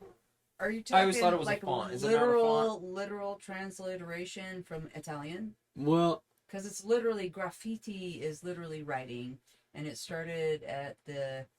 I'm gonna go to. So completely- writing. no, yeah. Yeah, I no. know the history of it. So Yeah. I don't do writing. Yeah. you do art. Do murals. Yeah, Which like I think is the evolution of graffiti. Yeah, I mean, you could Yeah. call it that. I'm not gonna say it's not that. It's just Yeah. Street art is probably a Yeah. better term. Yeah. Am I a DJ? I don't fucking know anymore. You can scratch. Yes, that's the problem. So It's okay. not a very DJ So thing anyways, to do. I was bored as fuck in Ketchikan, and I came across this giant retaining wall that was fucking perfect for a mural. Mhm. And one of the things I look for when I look for a place to do a mural is there any other like tags there? Is there anything else there that hasn't gotten painted over? Mhm. Right? So if you see something and it looks like it's been there for a long time, it's real faded, it's like, okay, this is a good spot because they're not going to They're not going going to to come paint it. Yeah, Yeah. exactly.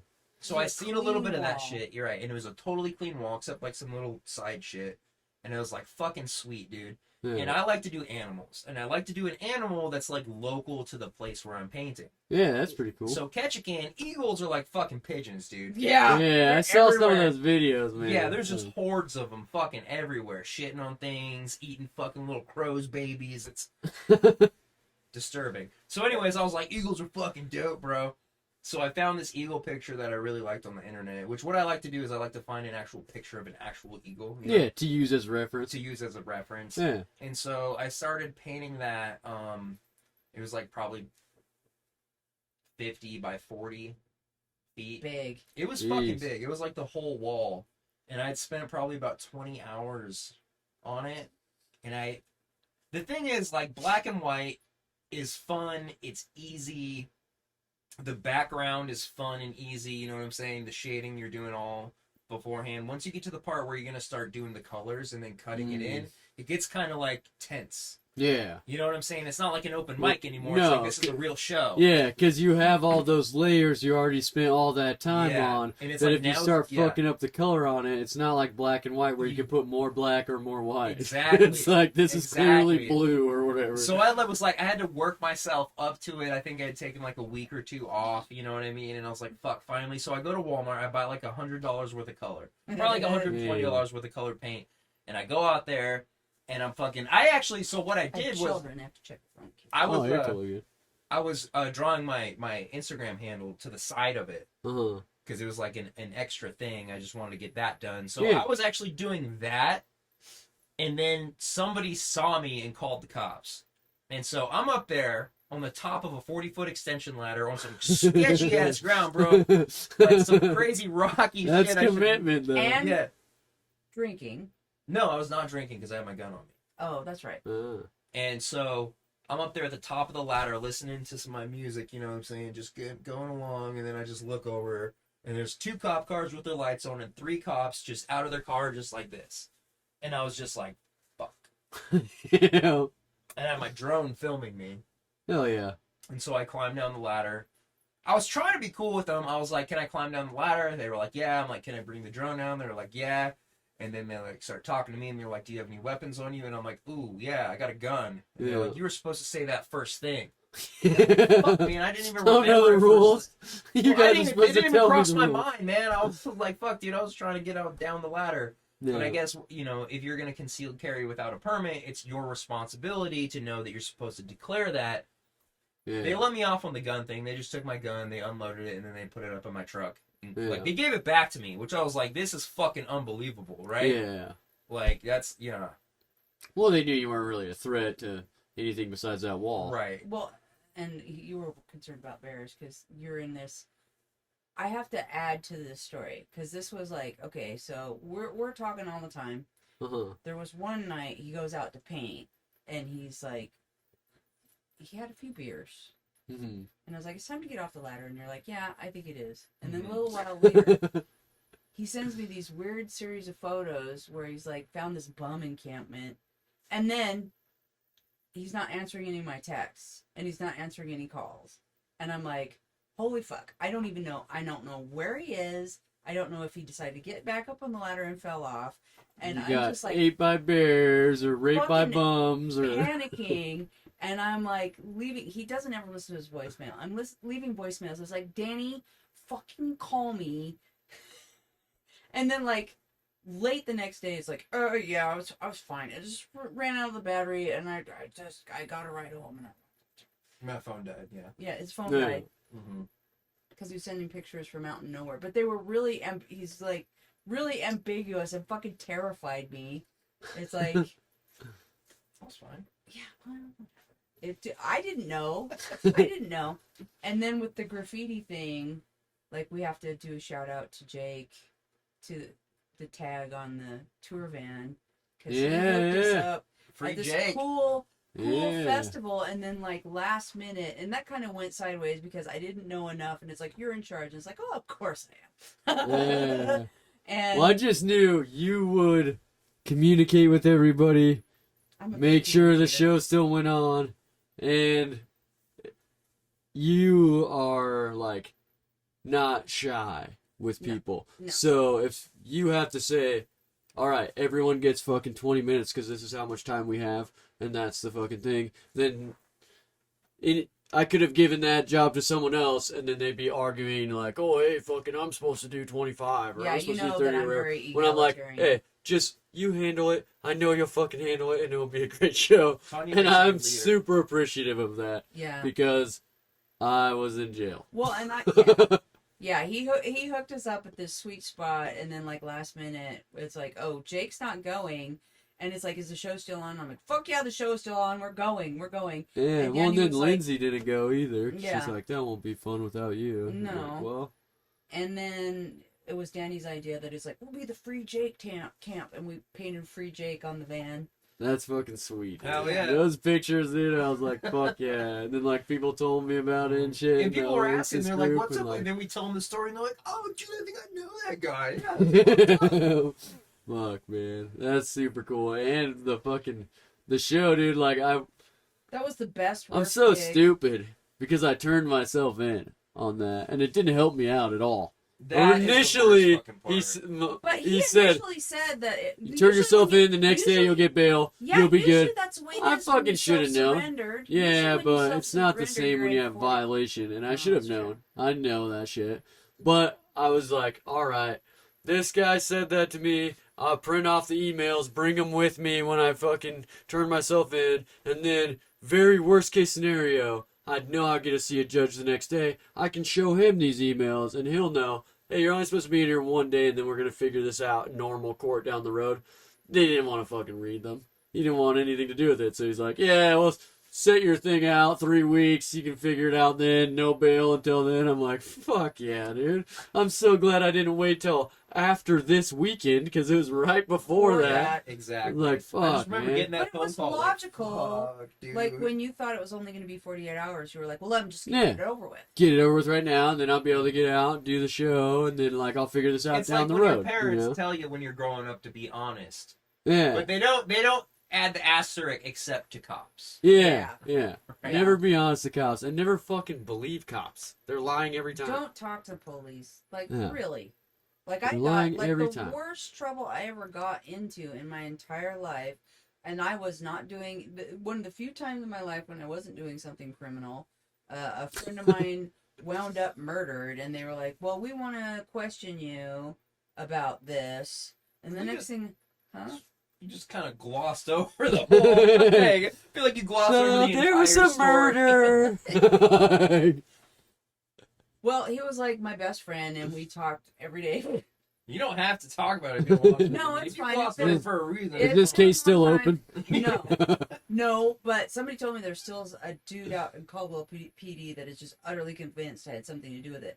Because it was just a weird thing. Like, we're talking on the phone, and we had a little bit of a weird friend argument. Mhm. And, like, this is the only thing that bugs me about it. The last thing I said to him was like, well, fuck you too. Yeah. Boom. Number one suspect. Well, and like, you know, you don't expect somebody to end up murdered, and he was murdered, and I said some really sketch ass things because I was just like, you know, you're Yeah, in so the fucking- context, it's just a fight between friends. You're not thinking this is going to be played by the FBI at my Well- trial or whatever. Well, and like, I was like, oh my god, I was the last person to talk to him, and I meant of the people that didn't murder him. yeah. But then a police officer overheard me saying, oh my god, I was the last person to talk to him. And the next thing I know, I'm fucking strapped to a lie detector, and they're like, tell us the truth about this relationship. Tell us the truth. Because they were like, you know, we know he was seeing other people. And it's like, I was not dating him. We were Yeah. not dating. That was not the thing. Well, you stayed over at his house. I was like, yeah, we used to get loaded, and I wasn't going to drive home. yeah. You know? And it's like, well, we know we slept in the same bed. And it's like, yeah, we're hippies. Well, then they just try to invent shit too, where they're like, Yeah. she's mad because of this situation that we only know about from all these other people saying like, oh yeah, I was his girlfriend. We're gonna pick this person out Yeah, to be he mad had- that he had a girlfriend or whatever. Yeah, because it's like, no, I knew about Because they don't know her. shit about shit. That's what it is. They're just trying to put it together. I was like, I knew about her, and I knew about her. We talked about it all the time, and I told him he needed to pick. You know, that's all. The only thing we fought about is that he needed to pick. Yeah. You know, you gotta quit fucking around, because Yeah. Well, because you felt bad for them because he's lying to them. no, they were both crazy, and he was crazy, and honestly, I thought he should have done with both. But it's like, dude, you are in trouble. But it was somebody completely different, and one of them had come by, and there was cigarettes that were my brand when I was smoking cigarettes. Mhm. They were my brand in an ashtray in his house with lipstick on them. So they knew a lady had been there, and it's like, I have never worn lipstick in my life unless I was going on stage. There's the only time I was like, I don't fucking wear lipstick. And they were like, we know you were there, blah, blah, blah, blah, and what did you do? And, da-da-da. And the way he was killed, I was like, really? Because he was strangled to death. I was like, you really? Well, With those little hands. Yeah. Well, we've seen the video. I don't need my hands to strangle you. Oh I can do yeah, it with you, my legs too. choked out a Boise comedian before I saw that shit. I need do to have- get that video, bro. Oh, it's a good video. No, Why? Good video. because I'm not proud of it. It's kind of funny. Everyone else is. It's bro. pretty I fucking wish we would funny. have gotten video of that night that I threw Derek, because Derek, that totally shocked him that I could do it, and that I did do it without, like, what? Yeah. And I love the way he evolved that story. It was like, he was like, oh my God, like, I can't believe you did that. And then the next, like, 3 months later, he's like, Tanya totally kicked my ass. I was like, he was like, she's fucking badass, man. It just amps up over time. You know? And it's like, simmer down, simmer down. She broke my wrist last year. I remember that. Oh, I mean, I wasn't there when it happened or whatever, but I for like 3 weeks. came over to the studio and was like, what happened to your arm? You're like, Tanya broke my arm. I'm like, oh, okay, that checks out. That's why the joke is I throw calcium supplements at him. That was a couple of nights ago. We were at my house drinking, and I was like, your bones are looking really fragile because he gets lippy with me, and I hucked a fucking, the bottle explodes, and there's pills everywhere, and he's like, Oh, yeah. It was pretty hilarious. we're kind of psycho. So anyways, you were going somewhere after the murder story. Oh, but it was like the police were like, oh yeah, just come in and answer a few questions. Oh, right. And Don't trust we the just- cops. We just Yeah. wanna clear up some Yeah, things 2 with the seconds later, you're timeline. hooked up to a fucking And- polygraph. 4 hours Yeah. later. They started asking you about totally random shit to try to Yeah, get in jail. exactly. They're like, 4 have you ever hours shoplifted? In North Carolina. You're like, whoa, dude, I've never been there. Yeah, that's what I'd say too. Yeah. Yeah, I was like, 4 hours later, I realized that it's like, oh, they're trying to fucking pin this on me. And they were like, you know, only guilty people ask for their lawyer. And I was like, well, I'm asking for my fucking lawyer. I didn't Yeah. call my lawyer because I'm. And that's totally illegal for them to say, too. Like, But they always do. I've yeah. heard plenty of stories where Oh, people yeah. have said only guilty people ask for their lawyer. no, the cops have said that to me before, too. Well, you have the right to remain silent, but if you do, just know that, you know, we Yeah. know you're guilty. I'm like, that's not how that fucking works, bud. Well, I mean, I've grown up in this town, and I know how the good old boy network works, and it's still alive and well. Yeah. And I was like, I want to talk to my lawyer, and I didn't call a lawyer. I called fucking homie bitch that I knew that knew fuck all everyone, and Mhm. she comes screaming into Caldwell with her husband and their whole family and half of another family, and it's like you're arresting her or letting her out right now. Yeah. Well, that's the You're- law. Yeah. You're arresting her or letting her out If you're right not now. detained, they gotta let you go. And well, but they can do a 72-hour hold for nothing. Yeah, All you for do is- questioning, especially in like a murder investigation, Right. you know. But And they're like, you know, you're either, but they were like pushing you're either arresting her for this crime Mhm. or you're letting her out right now. And they tried to guilt her. They were like, well, she's dangerous, blah blah blah blah. And she's like, I will leave her alone with my kids any day of the week. Yeah. You know, shut up. And it was Yeah. like, and ever since then, I was like, oh, because at the time, like I said, I had gotten clean. I was a law-abiding citizen. You know, all this other stuff. And I was like, oh, police are my friend now. No. Yeah, they never will be. No. Fucking. But sometimes it's good when cops try to do the good old boy thing and be dirty cops and all that. Because when I lived in Mountain Home, I got off on a felon in possession of a firearm charge because the cop was being completely illegal in the stop. So I'm on felony supervision. You could search my car anytime you want because of that, right? He comes up he pulled me over, first of all, because I didn't have a fucking license plate on the front bumper of my truck. I had it in the front windshield because my truck Still bumper front- was like curved like this, so there wasn't a thing for it, so I just put it in the front windshield. He just wanted to fucking pull me over, right? He pulls me over, there's the excuse, whatever, right? Well, then I give him my fucking driver's license and everything, and I'm nervous because I've got weed and a gun in the car, and I'm like, fuck, I'm going to prison, right? Because as soon as he goes back to the computer and puts my name in, he now has the right, knowing I'm on supervision, to go through all my shit, because you lose your rights being on felony supervision. Well, luckily for the good old boy system, on his way back to his car, before he put my name in, he gets on his radio and radioed another cop and said, why don't you come down here, here's where we're at, and say that you smell weed in this guy's truck, so then we can search it. So then another cop comes down. They say they smell weed in my truck. They search the whole thing. They find, I even told them, yeah, I got a little weed right in here. Then in the back, like, toolbox deal in the bed of the truck, that's where I had a pistol in there. They fucking found that, right? But later on, when we get the fucking audio for court, they realize that he did an illegal search and coached that cop to say that he smelled weed in there. When if he would have just done his job the right way, I'm not allowed to have a gun ever. And you're allowed to search me whenever until I'm done with this fucking supervision in like 2030 or whatever the fuck. So, I mean, I think about it too. Like, how long are you a cop before it breaks you? Because you just see the worst of people all the time. yeah. That's true. That's true. Like, I think they need term limits for Well, I cops. think also that's the answer. sometimes it's just because of the type of people who decide to become cops. Like, if that's your ambition, Stadies you are know. generally pretty cool. Stadies are generally, it's the local ones, like you said. It's Yeah. like, why are you a cop? Well, because, like, if you think about it as, like, a state trooper, you don't have some high ambition of being the chief state trooper one day, you know? But all these fucking cops are like, all right, I gotta start off writing speeding tickets, but if I get a big break, then maybe they'll make me a detective. Town And then if I'm sheriff good or at whatever. detective, I could be a sheriff. And if I'm good at sheriff, then I'll be the chief, and then I'll have this big career or whatever. And then So they- eventually you're Kamala Harris. yeah, yeah. Oh, God. Who's a Kamala? Come on. I always get her name mixed up. I don't talk about her enough, is what I'm saying. Or, I get her name wrong, too. I feel like she's been out of the news quite a bit, which is suspect. All right, so all right, Here we go. who do you got for the next presidential election? Who do you think they're gonna run? Dude, I think that Kanye West is going to run as vice president with Donald Trump. That would not surprise me. Oh, my God. Do you think Trump can win the? I don't think Primaries? he could win after the January 6th thing.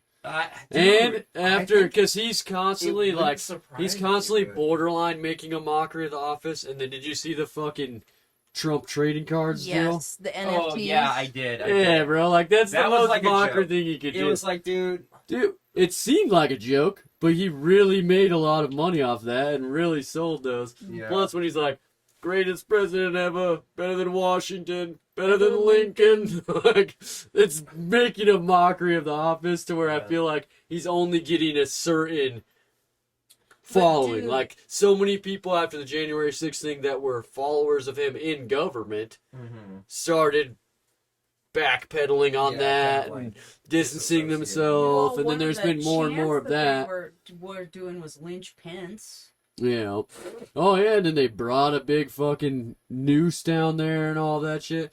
See, the thing to me with that whole thing is that, like, Biden's not a strong candidate to run against anybody, right? Anybody. They had to put him in to be against Trump because everyone at the end of the pandemic, they wanted Trump out of fucking Yeah, office dude, or whatever, Biden right? won because he wasn't Trump. Yeah, Exactly. that's- There's no yeah. Biden fans. No. Yeah. Right, No. there's Democrats who will, blue no matter who or whatever, and then there's people who just hated Trump and they voted for him. There's no people that were like, Joe Biden, that's my fucking guy. I've There's still like never one- heard there's anyone like say one, that. and he died. Right, See- yeah, still never Yeah. heard. The fucking hair sniffer See- dude, that's my guy, See, like, I've and, never like, heard that. It's my hobby to stay in contact with the lunatic fringe. Danny is one of the few people know. Yeah. I have an identity on the incel boards. I have an identity on the white supremacist boards. Whatever, because I like to knowing what these people are doing. What they're thinking, what they're up to. Because it has Yeah. a way of creeping into the normal thing, and like everybody was making fun of Trump announcing, and then when he was on Alex Jones, I was like, I told people, I was like, we're fucked. He's Yeah, gonna be president. yeah. And they're like, you're fucking crazy. And I was like, you don't know Alex. You don't know his fans. Yeah. You do not. They are rabid. They believe every word that falls out of his face hole. He leaned so far into that once he realized that I was catching a following too, that he's like, oh, if I just pepper in these phrases, people think I'm talking directly to them. And like, it worked. like a lot to of an his extent. shit he said. It But was like, the that's reason a why I think he Jonesyism. won't win again is because, like, I think just about anybody could go against Biden and beat him at this point. Because they realized that was a mistake putting fucking Weekend at Bernie's in there, I know. But no one still wants Trump, especially after the January 6th thing. There's very few people who are the still difference is with him, Trump has a following. Yeah. It's getting smaller because he keeps sticking his foot down his And fucking crazier, too, throat. But he still has like people who are like Trump supporters. But Yeah. Well, another thing that a lot of people don't think about, too, is that a lot of those radical groups and, like, the 3%ers and stuff like that, and the Oath Keepers and all those people who got indicted because of the January 6th thing, they're coming right out of jail if he does get office. Yeah. So that motivates a lot of the people who supported those people in their community to vote for him just on the hope that he gives them a pardon when he gets in. So I see that fucking support system of it. I just think he went too far off the ego side to keep a following of enough people, you know? Yeah. Here's the Like, thing, Yeah, because too, that though. ego shit fucking turns smart people away. Yeah, quick. for sure, yeah. Well, and then, like, the whole January 6th thing, that was painted so My fucking nickname. crazy to the media and then completely put on him, like he was saying, like, come down here and do this, when there was a little from both sides, you know? Well, at this point, there was that volatile election last time where they're like, it's the end of the world if Biden wins. The economy is going to be ruined. It's the end of the world if Trump wins. He's going to fucking do all this crazy shit, right? Well, if you think of that times a million, that's the next election, because they really will be able to say, last time this guy was in office, there was fucking buffalo helmets doing blow off the fucking White House desk, you know what I mean? Yeah. And then you can't be like, well, that's wrong, you know? Like, no, that was going on. But here's the But thing. the other side can also say, like, this guy doesn't even know how to walk upstairs. No. You know? Like, But here's the deal, though. Like, say what you want about how far Trump has gone. The people that are into him are all in.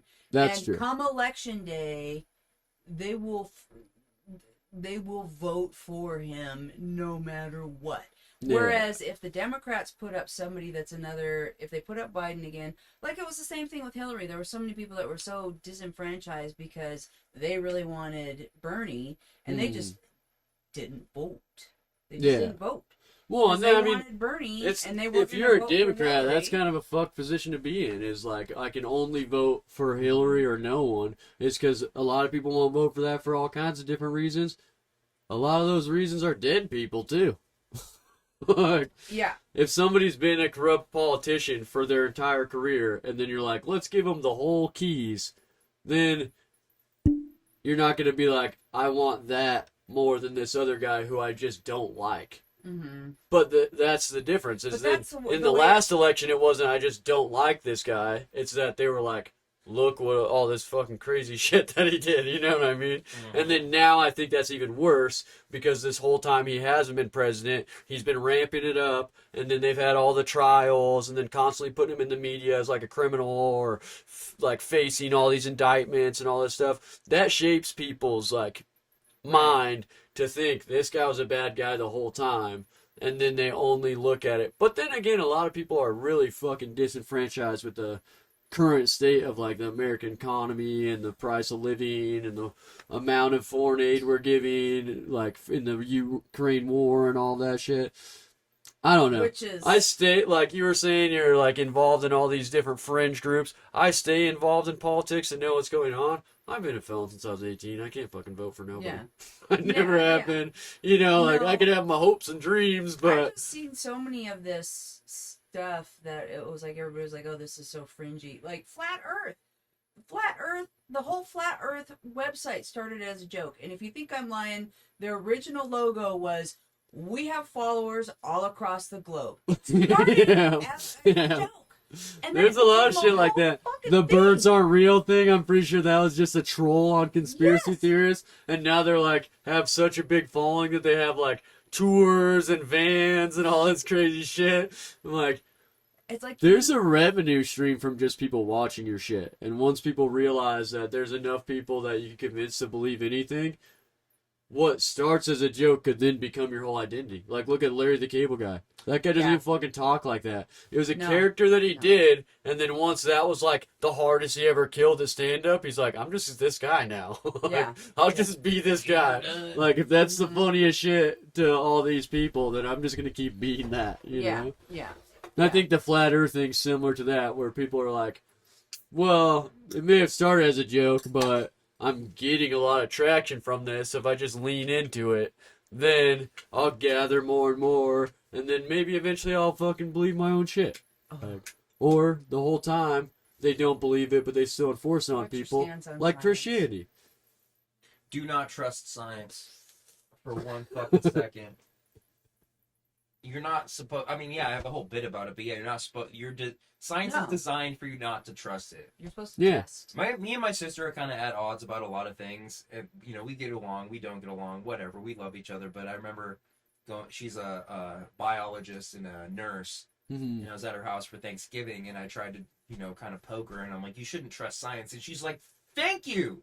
You fucking shouldn't. Yeah. It's not designed for that. It's designed Well, that's to the be whole tested idea, yeah. and ridiculed and find out what's the fucking thing. Well, and if we did trust science, we'd all believe in a flat Earth. Yeah. Because that's what everyone fucking used to believe. So luckily, Well, we believe in tested. experimentation, real science, tests. You experiment, you have theories, One, you build knowledge over time from questioning those theories. If everyone tells you the Earth's the center of the universe and it's flat, which is originally when they were first doing written language, what they were fucking telling everybody before they had star maps and all this telescopes, and Galileo told them, no, you know, it's actually round. And before we had like circumnavigation of the globe, if people would have just told Magellan, get off the fucking boat, dude, trust the science, you'll sail off the edge, he never would have gone around the world. Same thing with Galileo. They even tried to do that, locked him in his house on house arrest for saying that the Earth wasn't the center of the universe. And he recanted. And then what was it? I know it was in the last like 15 years because I remember seeing it. Oh, they finally apologized. It was hundreds of years ago. Like, bro, what other skeletons do you have? Yeah, who is this apology for? Like, this is worse than the fucking. We're not going to talk about the JFK papers until 2085. Exactly. You know, like. Dude, that's a crazy thing in the news too, that they're finally starting to release some of that, but it's still highly redacted. Super redacted, yeah. And it's like, what?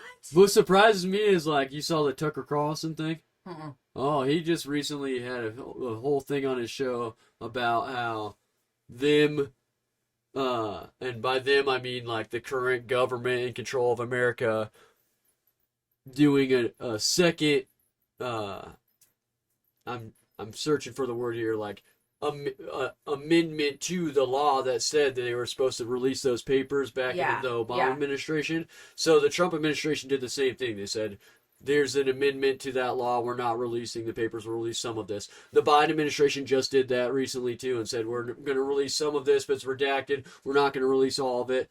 And hey, listen, man. Only fucking criminals ask for lawyers. Yeah, for sure, man. What are you trying to hide? All of our politicians start as lawyers most of the time. Yeah, well, and so Tucker Carlson, who's the last person you think is going to be doing like conspiracy theory on his show, comes out and does a whole long thing about how that's fucked up. The CIA was obviously involved. They're trying to cover this whole thing up. It's been 50-something years, and they're still trying to cover it up only because there has to be people still in the government today that were involved in that back then. And then he has a person who has read the declassified papers from the CIA as his source, and he's saying this person said, for sure the CIA is involved. And he did it on his show, not on a YouTube channel or anything. The reason why everybody keeps pushing it down the road is because if, I'm going to give a benefit of the doubt, if there is proof of government involvement in the assassination,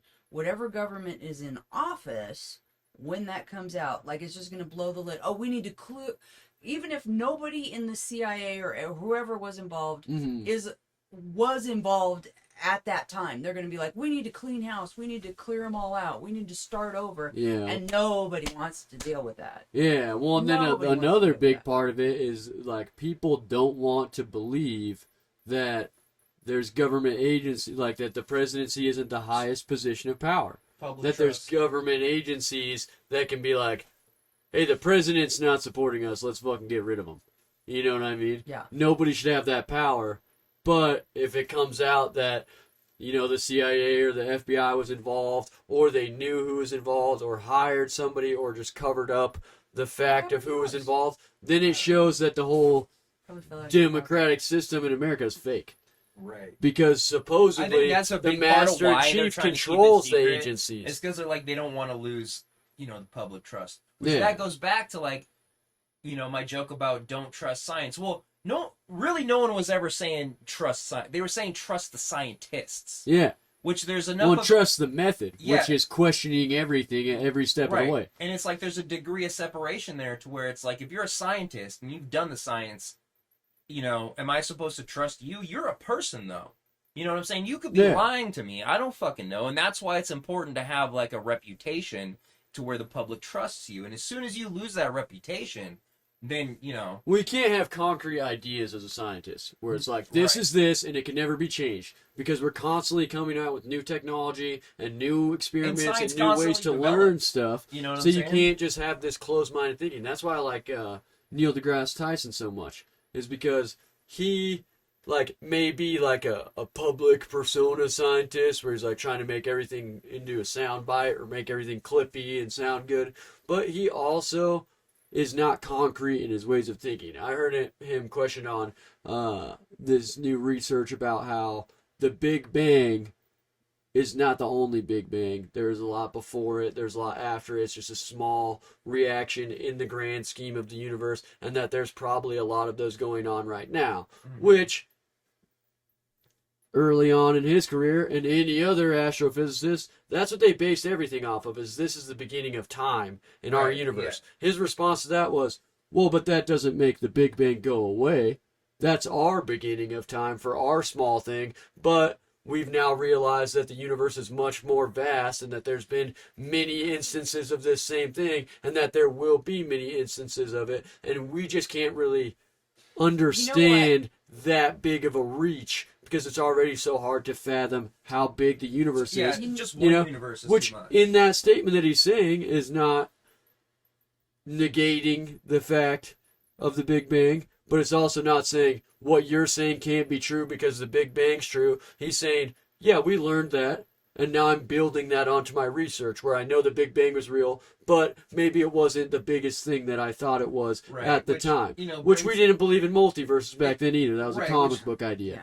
The linear progression of time kind of gets into question at that point because it's like It's not. right. It's like it's it not can't linear. be. It can't be. Yeah. No. Which is it's hard to just wrap your fucking mind around it.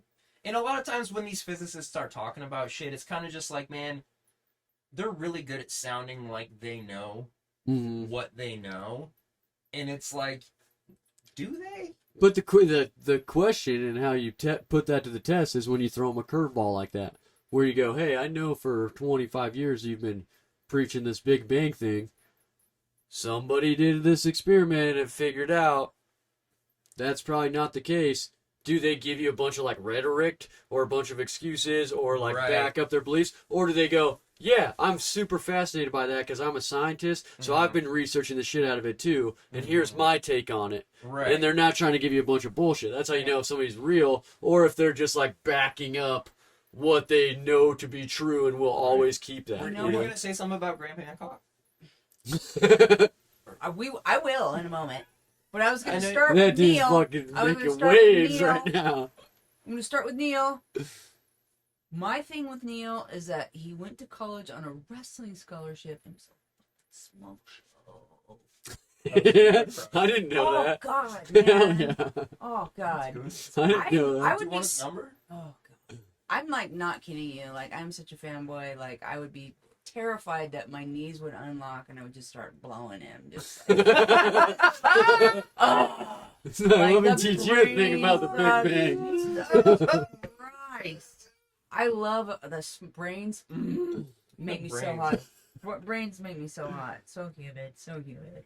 Amazon, So wait for it. humid. So humid. There's massive radical climate change in my pants. Like the Sahara Desert. Yeah, whatever. Over Hancock. 14,000 years ago when allegedly It was a the joke. pyramids were built. Okay. According to Graham Hancock.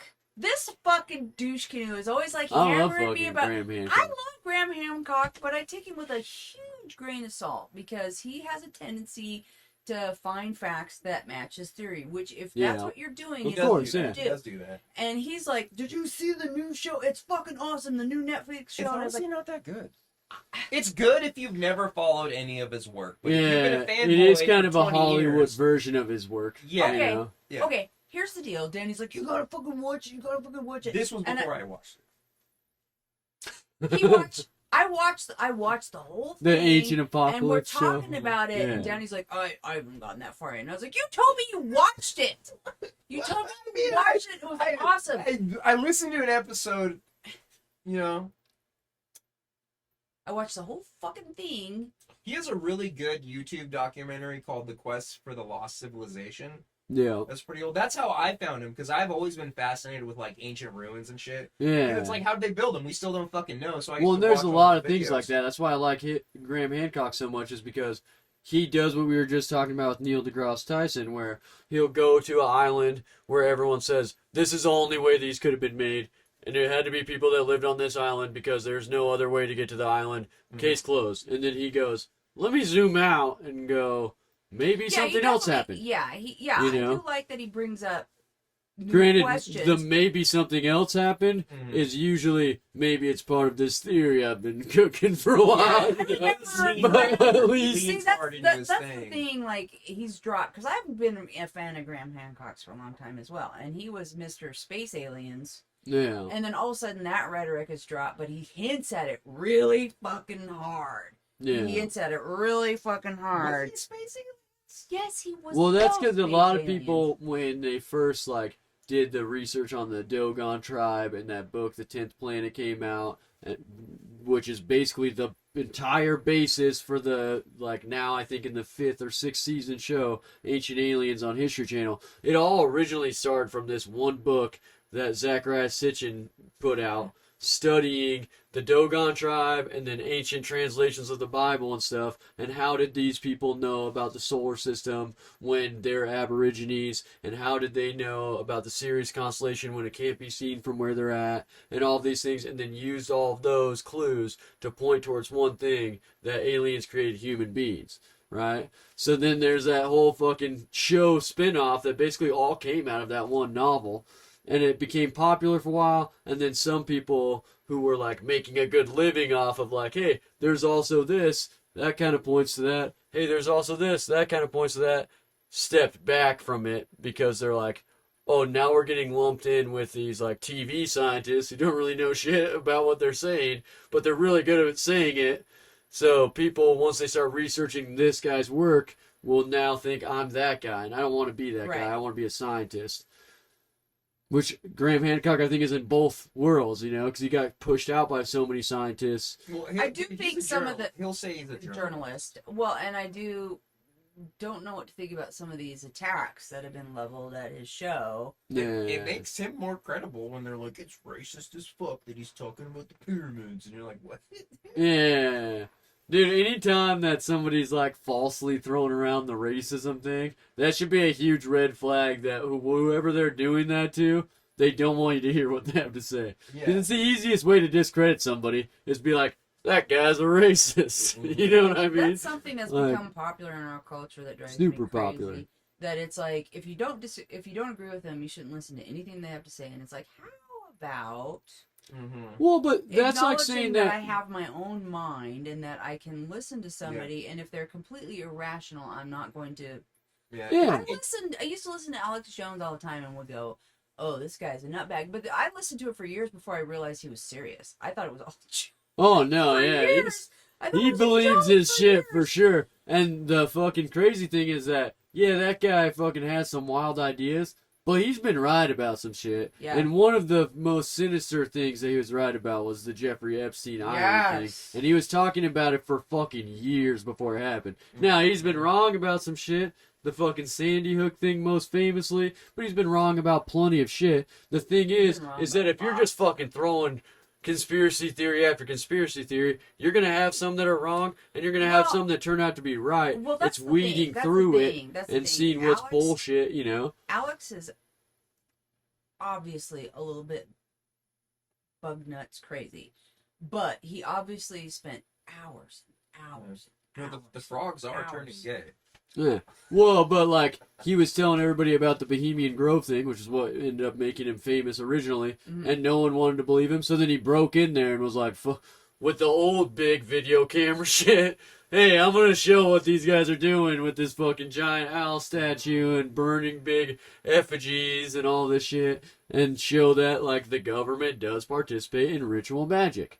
And there's no way after seeing the videos that he took at Bohemian Grove that you could be like, they don't, when that's what they're doing. To be fair, magic is a loose term. I mean, Sure. Well, yeah. I do think. Okay, was I guess you could say sorta- rituals. Yeah. They Yeah. participate. Well, like if you were just observing and not part of a group, and you like to throw your bonfires out at Hope, and you're just watching it, and it's like, look, he's collecting all this stuff. You're de-hoarding, and then he's inviting all his friends, and then they're having this ritual where they start a fire, and you're throwing shit in, and you're painting stuff, and look, the symbology. He's trying to make a message. You know, if you're just observing it and you're not part of the group, it's very easy to make anything like that. Absolutely. Yeah. sinister. Try to have like an outsider perspective of it. One, and I don't honestly, personally believe that rituals are sinister at all. No. Right? There could be sinister rituals, just like there could be sinister people, but to just say all rituals are sinister, that's just super ignorant. Right. But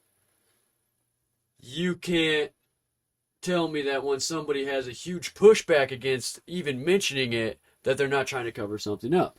You know, when you say, hey, were you at this place and were you involved in this? They go, I have no idea what you're talking about. I've never been to that place in my life. And every single person is trying to like hide that they're a part of it. That's a It's like, why legitimate wouldn't you thing. just say Like, we were if having a you're- bonfire if if we're just you're- having a bonfire? If you're uber famous or uber wealthy or whatever, privacy and being secluded among your own kind is a legit thing. Like just being able to go somewhere secret.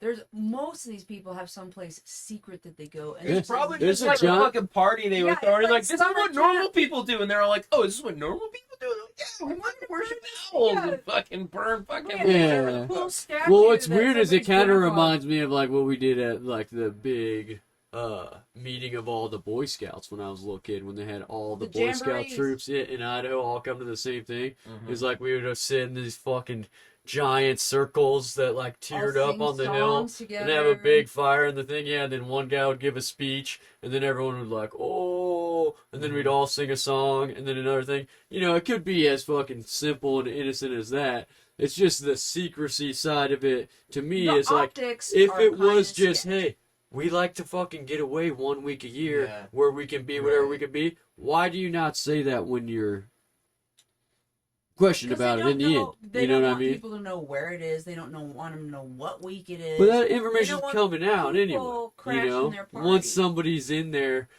picking Do you around at your legitimately shit, want me like, to invite absolutely everyone to the studio? Everyone I fucking know? Because if they all show up, the population of Meridian is going to double. yeah. Well, I Took get a very awkward left turn. no, I get the No, I'm just aspect saying, of it, like what you're saying, yeah. When you're doing your own little party, you're not gonna tell everyone you know. You're Yeah. gonna tell I want I thought you were this. talking about like... No, I'm just making an example. Yeah. No. Yeah, it was an no. example, yeah. I'm just making an example. Yeah, you're not trying to blow the spot up. I totally get that. Yeah. But it's what like, I'm you saying know, is that like after the fact, when you're like, okay, we've had our thing, and the guest they list fuck- is these people, and then you go, we videotaped this.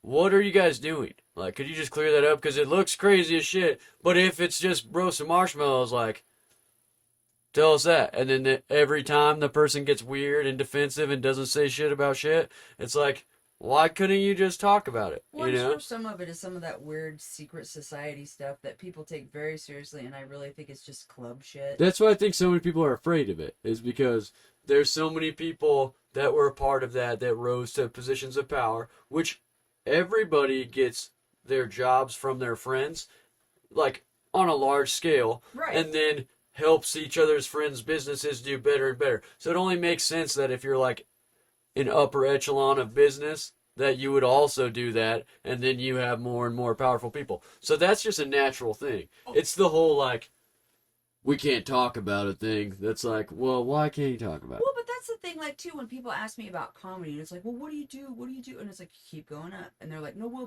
what's the secret? You keep going up.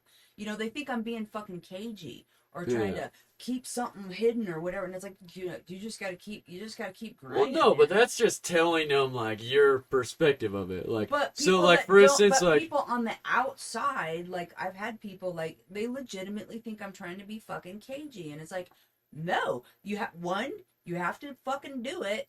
And then after that, you have to keep doing it. And What do you mean by cagey? Cagey, like I'm trying to hide something. Like, oh, yeah. Okay. Well, but see, there's that where it's like a perspective thing, whether you're trying to hide something, and then it's like, here's our book, and half of the book is in a codex that you can only read if you have another book that we only hand give out to people. Mm-hmm. That's not like a perspective whether or not they're trying to hide something. That's like, clearly you're trying to hide something. No one else writes their books in like a weird codex. And there's secret societies that do that. I have a Freemason book in the studio that half of it you can't read.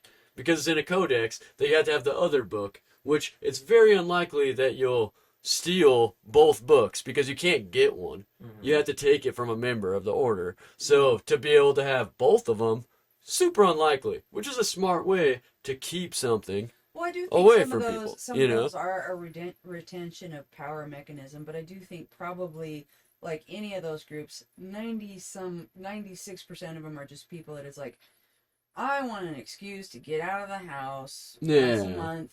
Well, and no, I think just the chill majority of with the my Freemasons homies. is that too. It's Yeah. just a Chill with my homies. club of dudes who want to Where- be a part of something and feel like they're special and play knight in shining armor or whatever the Yeah. fuck, you know. Wow. I did something weird, now I'm having leg cramps. Oof. Oh, sat on your foot. Yeah. Ugh. I gotta get up. Took a wild turn a little bit there, but I'm fucking fascinated with that type of shit. you Yeah. know? Yeah. That is cool shit. Mm-hmm. This was not very funny. This was all like us being fucking weird psychos. No, there's quite a bit of funny parts, I feel like. Yeah, I feel like critical thinking is getting stifled in our society. Yeah. And it should be embraced more. It's not something you, like, teach kids. It's like self-esteem, you know what I mean? They don't teach kids about self-esteem anymore. Yeah, well, because another way that you build self-esteem is by, like, having pride in yourself and pride in your accomplishments. And if everybody's supposed to be the same and nobody's supposed to have any weaknesses, then what do you have to be proud of? You know what I mean? Well, the language of our culture too, like it stifles it too. Like you hear people say, "You hurt my self-esteem." If you have real self-esteem, I can't fucking hurt it. Yeah. I can't fucking hurt it. Yeah, you hurt I my have lack of no self-esteem is what power. they should be saying. If you have rock solid self-esteem, I have no power to harm it. Yeah. If you're secure in yourself as an individual and who you are, there is absolutely nothing I can do to shake it. Well, and it kind of goes back to that Yeah. little long tangent about the dicks that we had earlier. You know, if you tell somebody, hey, you have a little dick, and they know they have a big dick, it doesn't affect them at all. They're No. like, okay, No. whatever. Like, your girlfriend likes it, but like, whatever, you mom know what I likes mean? But if you say that to somebody, then they get, like, really offended, then you're like, oh, okay, I guess I was right. You know, I'm fucking sorry, bud. Yeah, I found out earlier, like, okay, I think dicks are funny. I really do. But you do not laugh at a guy's dick. You just don't. You just don't. You don't laugh at him and you don't call it cute. Found that out the hard way. Even if it's But wearing they're a sweater? funny. They're funny. I would They laugh at a look guy's dick if it was wearing a sweater. To me. And I mean, it's funny in an endearing way. It's not like, oh, it's a clown. Well, it's. But where is yours? You had it when we came in. It's lost You to the sands shit. of time. It might be in that nice fucking 1970s talk Yeah, show I might couch. just not be able to It's in check your my pockets. Whatever. But, you know, it's like, yeah, like, you got too much ego wrapped up in that, dude. If I can't fucking do a little titter and be like, let's game on. Yeah, that's the I'm not self-esteem thing. rejecting it. I just want to say about self-esteem. Self-esteem is definitely something other people can damage.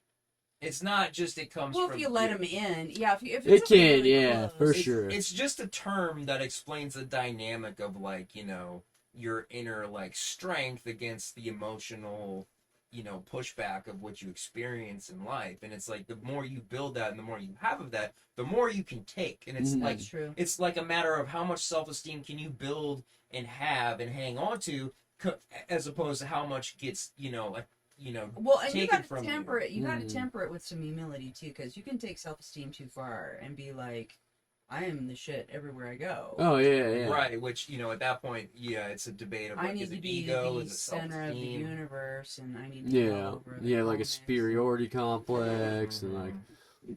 But I also think that, like, going back to what we were talking about how certain groups are marginalized and like you'll get made fun of for fucking being the dude who listens to Pantera or whatever, then if that happens to you enough and you're not confident enough that you're like, I don't care if you guys like Pantera, it's fucking sick, I'm gonna keep doing it. Or you're like, I'm gonna hide this from everybody because they make fun of me. That has an effect on your self-esteem. So you're kind of giving that power to people in a way, if too. you decide that you have to hide something about yourself, then Yeah, that's- well, and a lot of people do because the masses do that to people where they're like, this is out right now. If you like whatever this is, then you're a lame. And then if you buy into them telling you're a lame because of that thing, you'll keep that sheltered, because like you still like it. You're not going to be like, oh, I'm just not liking that anymore because no one likes it. You just secretly like it. Or you pretend that you no longer like it. But only with confidence can you be like, no, I'm still going to like that, even if like all of you guys don't, even if you're going to make fun of me for it, I'm still going to. And I think that is also a crucial thing to building self-esteem, is being like, there's certain things you can't take away from me. Like, if I feel passionate about something, I don't care if you say that it's cool or not. Like, I'm Right. still going to do it, Yeah. I think part of that is like kind of finding who you are as a person and knowing who you are as a person, Yeah. which is hard to do. Oh, yeah. You know what I mean? It takes, you have to actively work at it, and I think there's a lot of people that are lost right now because we have a culture where you're not encouraged to actively figure out who the fuck you are. Well, and You're it's supposed to really just- dangerous to have the opposite idea as people, because you never know what the attack vector is that's going to be so ridiculous that like you can never say this ever again. And then so if you were someone who was saying Well, I that, think then everyone goes, Yeah. all right, that guy's canceled or whatever, it's it's already starting to happen, but I think in the next 5 to 10 years you're going to see a radical shift, because as these people age into this whole, like, I think about some of the shit that I said and did when I was young, that it's like, thank God nobody recorded that. Like, Yeah. times change and times will change again, and some of this shit that people are posting right now that are like, they believe in it passionately and whatever. Well, how is that going to look when you're 30? Yeah, it'll How's come that gonna around. look All when you're that shit will come 40? around. You know? And this is the first, like, instances of seeing people grow to old age where they know, like, all the stages of life have been on camera and uploaded to the internet. Yeah. It's never happened before. Yeah. So, like, we see the younger generations, and then as we get older, like, from the 90s on out is when everything started going straight onto the internet. Yeah. So you'll see what that does to people as far as the whole, like, judginess and this and that. Dude, Once I they see know stuff- that, like, the first time they farted, that's a fucking viral moment instead of just being embarrassed of their friends making fun of them in class. The world makes fun of them. You know what I mean? Yeah. If that's every moment of your life, like, that has an effect for Oh my sure. God, I got 5 million laugh reacts. Oh Yeah. shit. You know, everybody knows what my asshole sounds Yeah, like. you're like, I used to just be embarrassed in the second grade. Now I'm embarrassed in the second grade and Japan. And, Yeah. like, Yeah. Dude, can you imagine going through high school right now with social media? Dude, I like told my Wild. kids, like, I think about shit that Like, it would I never posted. end. Well, I think about, I was a full blown adult, and I think about some shit that I posted. Like, your memories come up, and I'm like, ooh, I posted that on purpose. I thought that through, because I was already telling my kids, dude, watch what you're posting on the internet. Yeah. Like, I went through a dark period like 8 years ago, and some shit that have come up in my memories that I'm just like, Yeah. Yeah, I have a creepy thing where I wrote in the school newspaper when I was in high school. In my senior year, I wrote the, like, cover article about social media and social media addiction. and Twitter had just came out like the year before that, and majority of people were on MySpace, and then Facebook was like supposedly considered like the mature thing. So we've all seen that completely change. Instagram wasn't even a thing at the time, right? All of that has completely changed. But some of the shit that I wrote in there, because it was geared around social media addiction, was like, can you believe that one out of two people will check their phone before they have breakfast, or check their social media before doing their morning routine and this and that? I'm like, well, no one fucking gets out of bed before they look at their notifications. Yeah, most Like, people that's get not on a their real phone thing. and- Yeah. So, like, the progression of that over 12 years, because that's all it's been, is Dude. insane to look at, Dude, like, that was- article. That's what people are like. The dating apps. Oh, yeah. Okay. I think that ruined a generation of people as far as, like, the romantic connection of people. Romance is well, and that's the thing too. Like, okay, well, we'll put a pin in that. But me personally, like, I had a job where I was not allowed to have my phone, and Huh. I had, like, early days of Tinder. I had relationships begin, middle, and end while I was at work. Yeah. Because they're People spiral out on they're their own they're on their shit. phone, Yeah. and they'd be like, You don't I'd be care about driving me. to work, and I'd be driving to work, and I'd get a good morning, beautiful, and then I'd go into my work and put my phone in my secure locker, and like don't check it again until lunch at 1, and in that Yeah. period of time, I said, good morning, are you up? Are you okay? Are you not going to respond? Fuck you, bitch! I didn't want to see you anyways. You're just gonna fucking ghost me. And They it's like it's met your been mom. They fucking hung out with your dog. It's Yeah. 4 fucking hours. I'm not glued to my phone, and like they've unmatched from me and shit, Yeah. and I just still see them. And I was like, "Are you shitting me?" And like the whole death of romance. I mean, that's something like so many people are having a hard time dating because people don't date anymore. I mean, I tell that to all my young. Well, people don't have faith in relationships either, because you Well- can be like, well, I have this app in my pocket that will introduce me to another 500 people if this doesn't Yeah, but work that's out. fake. So they It's don't false- have a faith It's a false that they sense- have to it's a- stay in anything. It's a you know? false sense of choice, though, because like so many people get on, and like the first two or 3 months, they're like, "Oh my god, this is great." Yeah, Yeah. try to see that person again. Yeah. You know, and like try to make a real connection, and all that stuff, like the disassembling of so many of our traditional ways of life have really, like, they were traditional for a reason. Like, it Mhm. used to be like, if you were a guy that was interested, I'm not saying we should go back to this, but it used to be if you were a guy that was interested, you might go and ask her brother, you know, does she even know who I am? Mhm. Yes, she does. Does she ever talk about me? Yes, she does. Well, Mhm. then I'm going to go talk to her pa and see if I can take her out on a buggy ride, you know. Yeah. And then the intention was clear. So many of these guys now, it's like, you want to hang out? Well, what do you mean hang out? Like, Yeah. well, let's hang out. Well, let's just hang out. We'll just hang out. Okay, well, we're hanging out. Well, yeah, Now even what? dating's like barely a thing. But I think a lot of it is because of those apps, though. It's Yeah. because both people in the situation are like, I don't really have, if there's any type of friction, I'm all done there, right there, because I don't ever have to like solve a problem with somebody or work on something with somebody if there's all these other options. And then the opposite side of it, what you're saying is like, try to see those people again.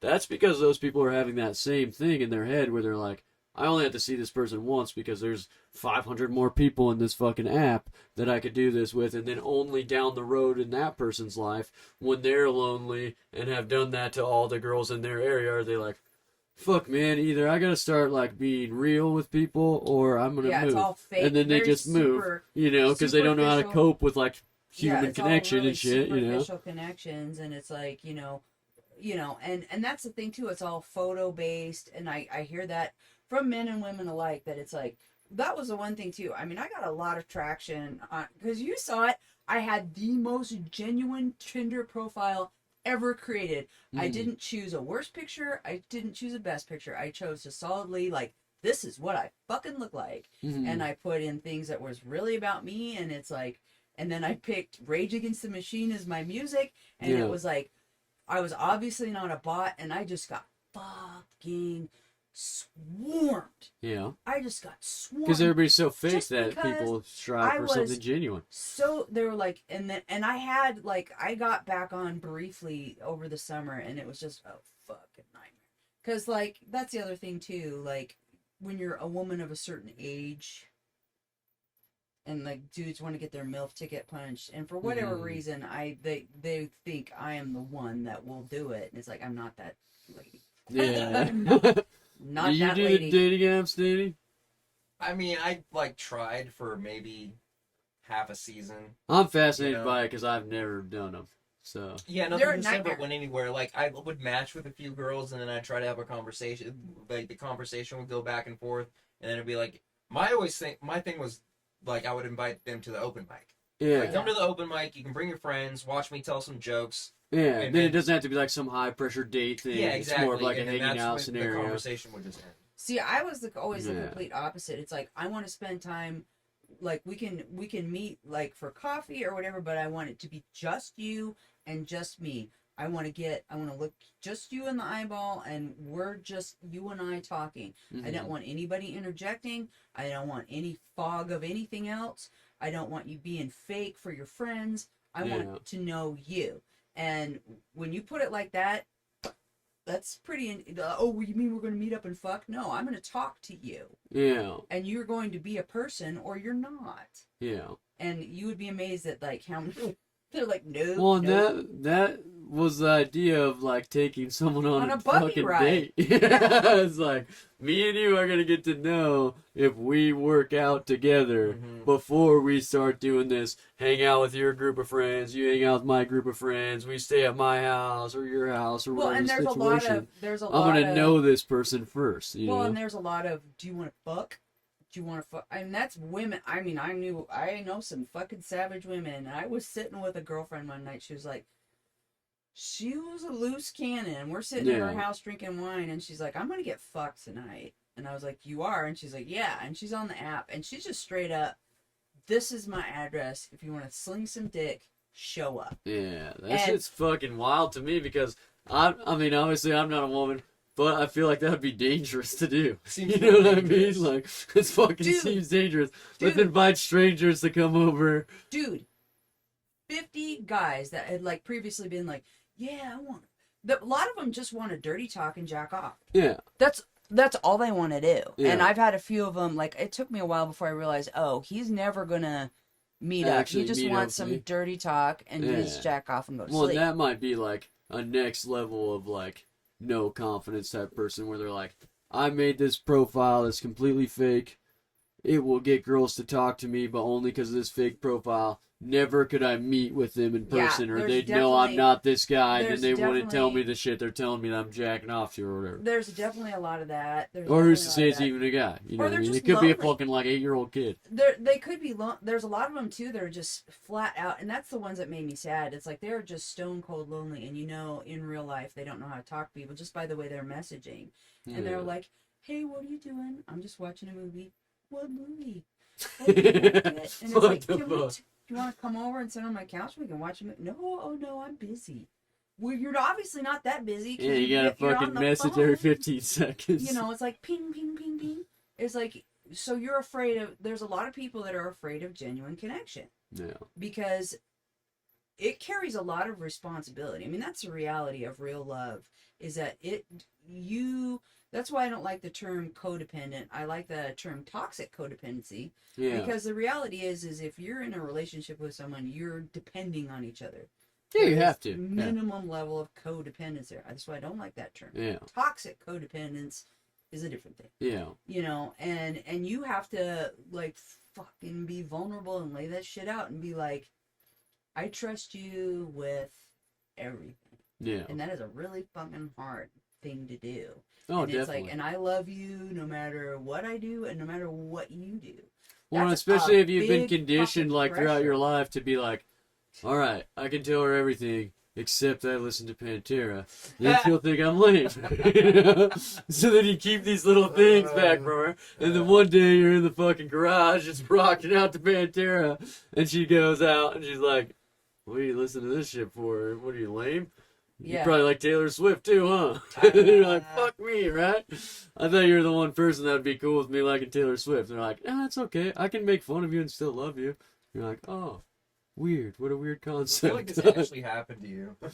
My wife makes fun of me for Oddly Taylor Swift specific, a lot. yeah. Yeah. Oh yeah. The Pantera thing, not so much, but Well, and that's she the makes thing, fun of me too, for when Taylor people talk Swift about, for sure. People talk about being with your best friend because you got to be able to do the romance and then do. Dude, you listen to Taylor Swift? Really? Are you fucking kidding me? Yeah. Okay, fine. Go. Then in the I'm garage always and like listen to constantly Taylor try to convince her, like, this is good shit, babe. Like, come on, Teardrops on My Guitar, it's a classic. She's not into it. But that's okay, because I don't like a lot of stuff she listens to either. Yeah, you don't have to like everything that they like. Like, Breaking Benjamin, you guys a fan of that band? Mm. They're alright. I used to think they were a lot better until I met them. They're fucking the lamest lames ever I've ever met, dude. Just like drinking water, and sitting still. Yep, and they wouldn't, like, talk to you beyond, like, here's the autograph to sign, you can't take a picture with me, security will take you out if you do, you can say you're a fan of this song, or this album changed my life, or whatever, I'm not gonna respond to it at all, even though you, like, paid to be in the fucking VIP. meet and greet thing, right? They played a festival setting where it's like 6 or 7 bands, right? And they were the biggest headliner, and they were the only band that just played their album start to finish, no in between, no interaction with the crowd, walked off and left. I'm like, you guys are fucking pukes. Like, See, and that's we the thing, made too. you this famous, and now you're like, I like that, yeah. We're bringing it back. yeah. See, and I'm going to bring this back around to Dolt. comedy. We're bringing too. back Dolt. Dolt. I Dolt. love Dolt. Yeah. I like kicking off queer too. We're gonna bring back. Yeah. This was something. That one might be a little Little- tough for no, me no, back. no. Little old people that I knew used to say this back in the day, like old people. They used to the old term of queer being odd. Yeah, And yeah. kids would Well, be like in acting old up- football games, you hear John Madden be like, "He got knocked on the queer street." Yeah, Like, yeah. I they're don't think talking that about- means the same they don't- thing that our they're- generation thinks no, it means. No, it means like you're being Different odd. universe. Yeah, Yeah. you're being odd. You know, yeah. So, but anyways, what I was gonna get at was wrapping this back around. Like, I fell in love with doing comedy late, and I like was pretty secure with who I am, and I this is what I want to do, and this is what I want to be. Mhm. And so then people are like, well, what do you want to be famous? You're too old to be famous or something. I don't want to be famous, but I want to do this. Yeah, Because fame, that's a whole fucking trap. Because you're talking about the meet and greet, like some of these people that you talk about, like I can talk to no, I anybody. can't. Oh, I it was can't the worst. imagine. I can't They, imagine. you guys know the band Avatar? Mm-mm. They were also at that. They're like a Norwegian band, or maybe they're Swedish or something. I think they're Norwegian though. But they were also there, and they went before them. They only got to do like 4 songs or something because they weren't headlining. Their show was incredible, right? Those people were super dope. We didn't even pay like the VIP backstage pass thing with them. I saw 2 of them like going to the bathroom thing and was like, "Hey, you guys fucking killed it." The one guy was like, "Yeah, you're awesome. Give me a high five." And the girl was like, "Take a picture with me. Let's chug beers together, hang out." I'm like, "Oh, you guys are real people? That's fucking awesome." And it also shows on your performance that you don't see yourself as something different than all of these people in the crowd. Right. Yeah. Which I to don't me know is a whether- huge turnoff to be like, "Oh, I'm just the shit. I won't even talk to you." Like, what? But like some of those VIP things, like there's still 1,000 people, and it's like if they took time to talk to every single one of them, well, they're gonna be there until. Yeah, there's a good amount of Morning. people, but that's a choice thing too. You're selling extra allotted amount of tickets to do that. You can limit it to 100 people You know who does and that? make the price more, you know? Graham Hancock. He If you does go to meet one- and greets. If you go to any one of his like where he speaks, he'll sit there and stay up all night to talk to everybody. That's dope. Yeah. Yeah. I didn't want to stand in line for that long, but I definitely went to one of his things, Oh my. which I fell asleep during because I'm like, bro, you're just doing like little bullet points of all the videos I've already watched. Yeah. But you know, Dude. yeah, I was in Portland, Oregon. I lived in Portland, Oregon in my van for a hot minute. That's pretty cool. Which I realized van life is not the life for me. Because at the time, I could have easily afforded like an apartment. I was Yeah. like, I'm going to do it like this. And I'll just get a gym membership. And that's where I'll take showers and poop. Well, My dad does a similar thing. He lives in Portland too. It's ironic to me because he used to always say, like, you know, follow your dreams. You can do anything you want. And then another thing he'd also always say is, like, I want to live off the land, and now he just lives in a tent in Portland. I'm Oh like, boy. hey, you followed your dreams, and you can God live off the damn. land. Like, Yeah, you weren't yeah, lying, but I definitely don't know if have- that's the fucking route you I wanted. definitely have phobias about that because it's like I'm in this situation where it's like, God, I could do so much more if I just quit my job.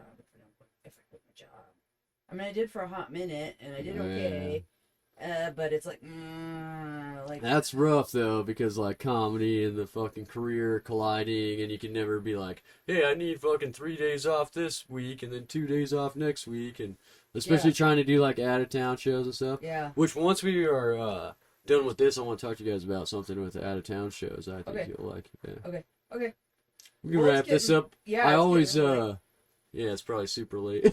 Yeah. I always give guests the opportunity to like plug anything, promote anything. So make sure you do like whatever social media you want people to follow. Any upcoming shows. I we're know gonna we're be all on on Comic of the Year. Comic So of the Year is the big one coming up. If you're in Boise, come out to the open mics. Oh fuck yeah. And you can follow me on Courtview. Court view. No need to say The your hacky, Instagram. that felt hacky. That felt really I hacky. think it's pretty funny though. You need to give them your grams, Dan. Oh yeah, Instagram DJ_Jammy Jams. DJ Jamie Jams, Instagram. Also Forces of Nature. Forces of Nature. Also on Instagram. Also on Instagram. Yeah, I'm doing the Comic of the Year as well. Fucking win Comic of the Year. It starts off January 6th, about 300 yards from the Capitol. We'll see you Yeah. there. Yeah. I Oh god, all the capital jokes, Oh, bro. I just God. can't wait for it. And follow me on Cope.Tanya because a drag queen has Tanya Cope and won't sell it to me. Cope.Tanya on Instagram. Cope.Tanya and of course Forces of Nature, and we'll be doing our YouTube channel soon. I hope we're gonna get some because we have that YouTube channel secured, Yeah, we and do. we have thousands of hours of footage that is. Hell just yeah. We gotta start. madness. Yeah, we gotta start putting that together. Well, and if you like fucking badass drone videos, especially of like bald eagles and nature and the environment and stuff, they got some crazy clips on that Forces of Nature thing, and he's got a whole bank of those videos that he hasn't edited and released. Yeah, so I have a lot of nature shit from Alaska. A lot of like bear videos, eagles. I love seals, that all shit, kinds man. of shit Me like that. yelling at a creek. from Yeah, the Tanya's bridge. screaming at a creek because there's bikes in it. That's where the fucking comedy comes in. And then, as far as my shit, email me if you have any questions or you want to be a guest on the podcast at fridgefriendspodcast@gmail.com. And you can find all my socials on my new website I just launched, jakeamartin.com. Oh, I gotta drive. Shout out We're- to White Claw. Hell yeah. Official sponsor of. No, it's just my nickname. Oh. It's just my nickname. White Claw, making memories. Making blackouts. Making blackouts. Thereof. Oh god, that's a good place to end it. Making Yeah. blackouts We got at least twice a week. long time because this is an hour and a half after it's